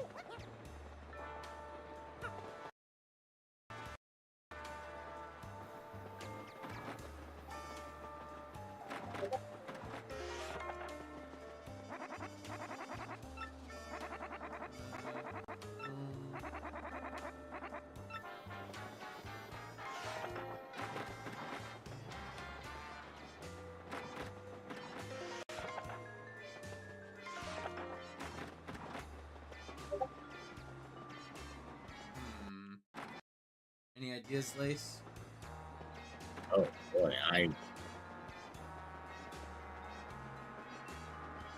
what about no? You know what? My one idea is like the most nonsensical. I say it anyway.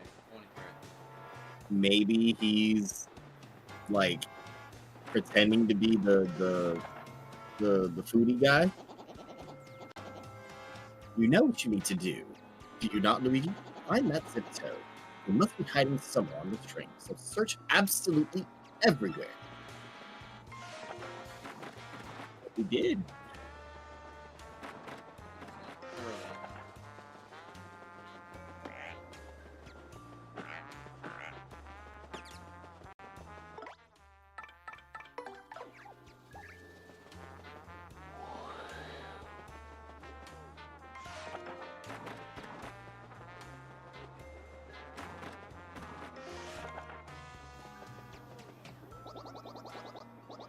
Little Bub sure has been in high spirits since yesterday. I wonder why he's so happy. Top of the morning to you, Gonzalez. I'm afraid you saw us at our arguing works yesterday. I feel rather ashamed. Good morning, mister. Thanks for the autograph yesterday.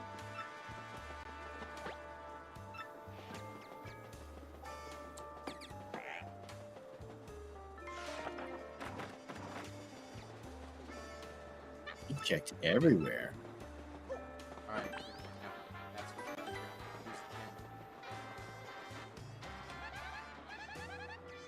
each and every cap. Didn't we check every one of them? Well, you have a wide range of abilities at your disposal.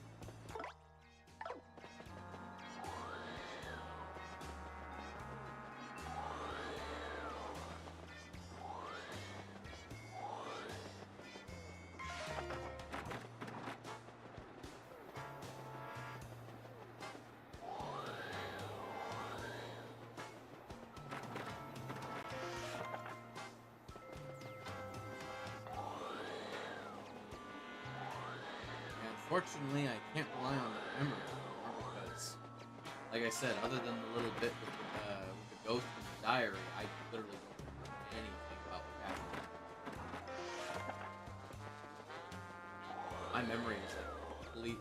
Like I said, I never actually finished the game, Yeah. and the train sequence was as far as I had made it. That was at the very tail end of me playing it, so.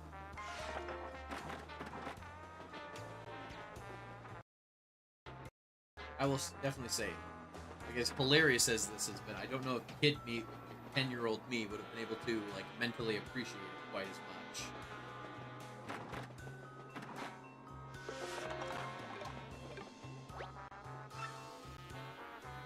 Check.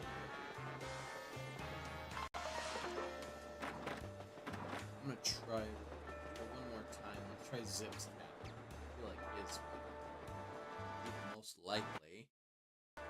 most likely candidate.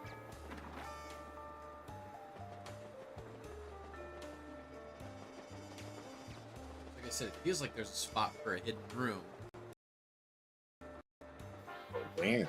Ooh. Well, I know where it would be. It'd be right here. question would be, how did you get in there too? Maybe Bobbery? Yeah, but usually Bobbery's powers usually only work. They usually only work in places with some sort of like cracking. Yeah.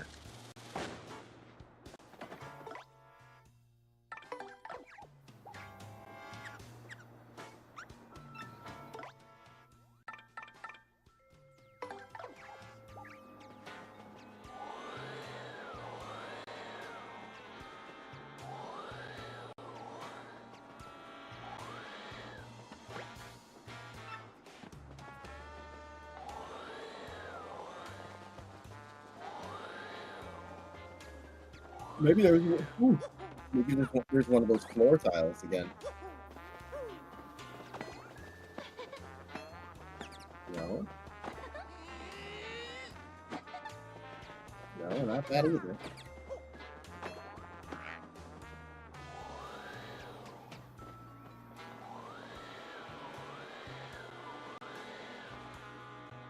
Huh. That's a little stump there.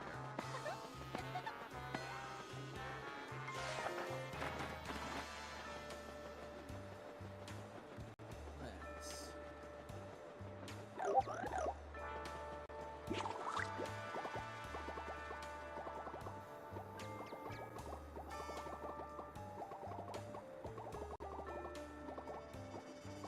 Damn it.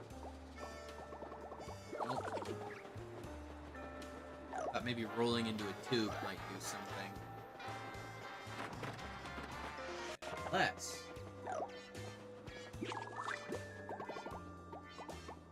Damn it, I thought for sure that let us get like under the bed or something. Oh! No. Come on. Damn it, game, don't tease me like that.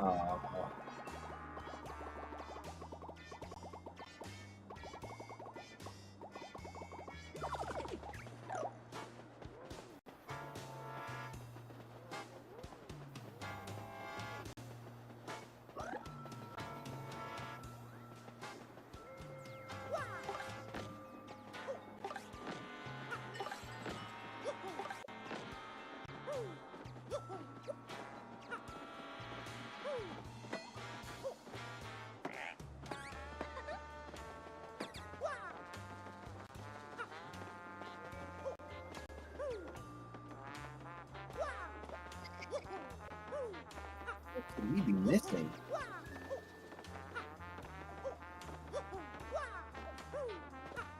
I feel like it's one of those things where it's so obvious we just wouldn't think of it. Yeah.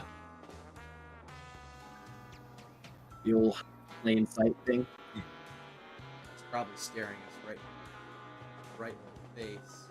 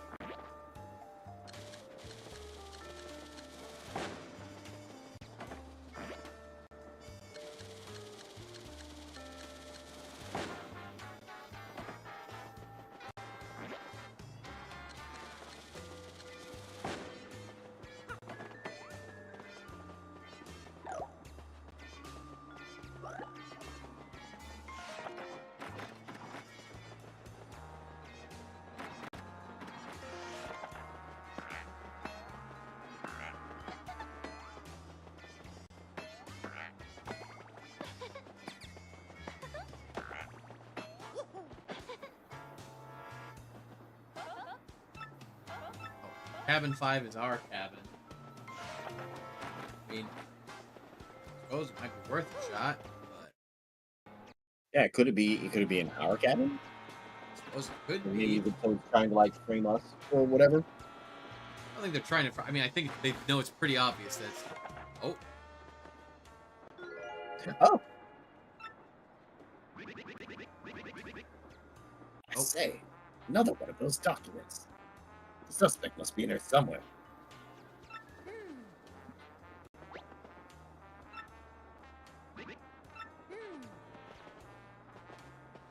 Where would he be hiding?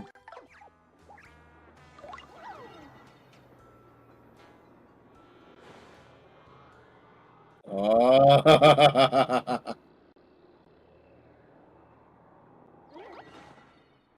Sal, where'd you come from? You won't be catching me that easily, guy.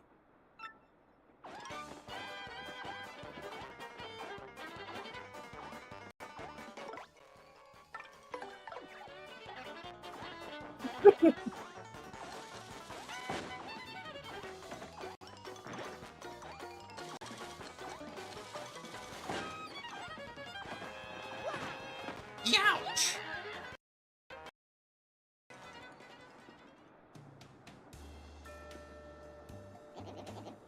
So, this was our man all along.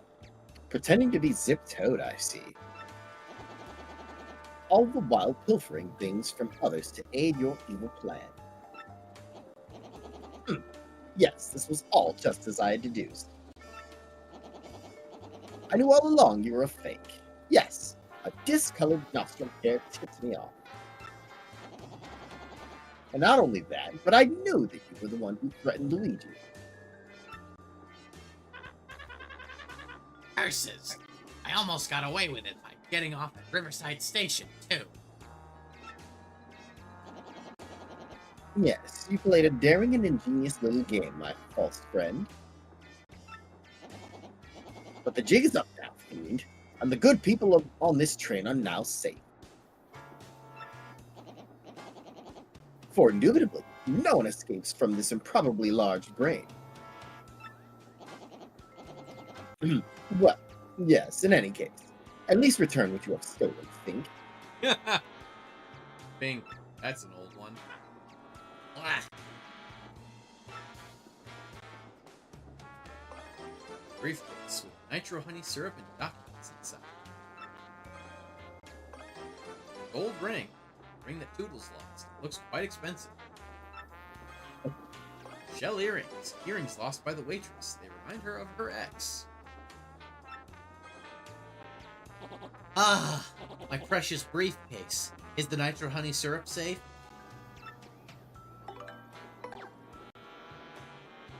Briefcase was returned. Oh, thank you, thank you. Thank the stars it's safe. Now I won't get the sack.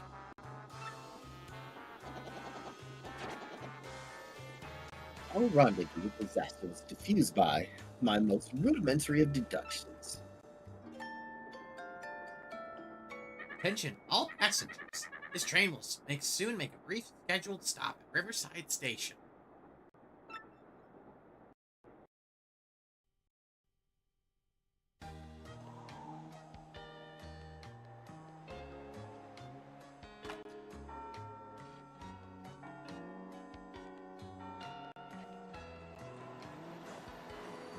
We are officially at. I'm pretty sure we are officially at the point where we are past where I don't know if I ever got off the train. Nice. Hey, I think not, Slick. You think you can hold me? No way. Beldum would flip if I let that happen. Of course. Oh, of course it's freaking Dupless. Huh? This whole Zip Toad thing was just a means to an end. It's me, suckers. Dupless. Beldum's plan to goofy Mario didn't exactly work, so I'll be cutting and running now. I'll leave the rest to Beldum. See ya, suckers! You know, for a guy whose one weakness is hearing his own name, he sure did loudly proclaim his name. Right? I say, it'd be nice to get outside and stretch the old sea legs, Let's use the exit in the first car. Alright, why don't we... I think now is a decent enough place to call it. Late enough. I had to cancel and remake my order because the driver was just sitting there for an hour. Jesus Christ. Yeah. Oof. Well, alright. Let's see here. Who do we got available? Let's see. There's a couple people. There's Beans. She's playing RE5 with her boyfriend right now. We've got. There's also B. Looks like she's playing Supermarket. One of that multiplayer supermarket simulator game. She's playing with the Jort, aka Gob. You know what? Let's raid B. I think she'll appreciate that. Yeah. Okay.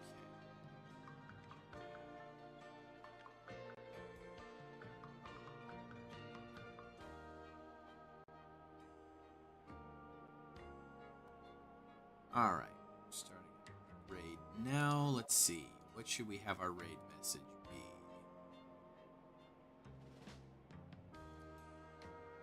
Let's see. Something about impeccably large brains. Oh, wait, I got it. Yeah. How's about...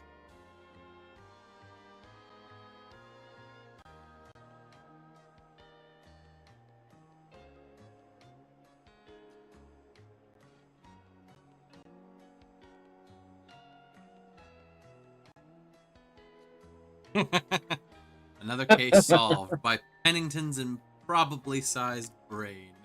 I love it.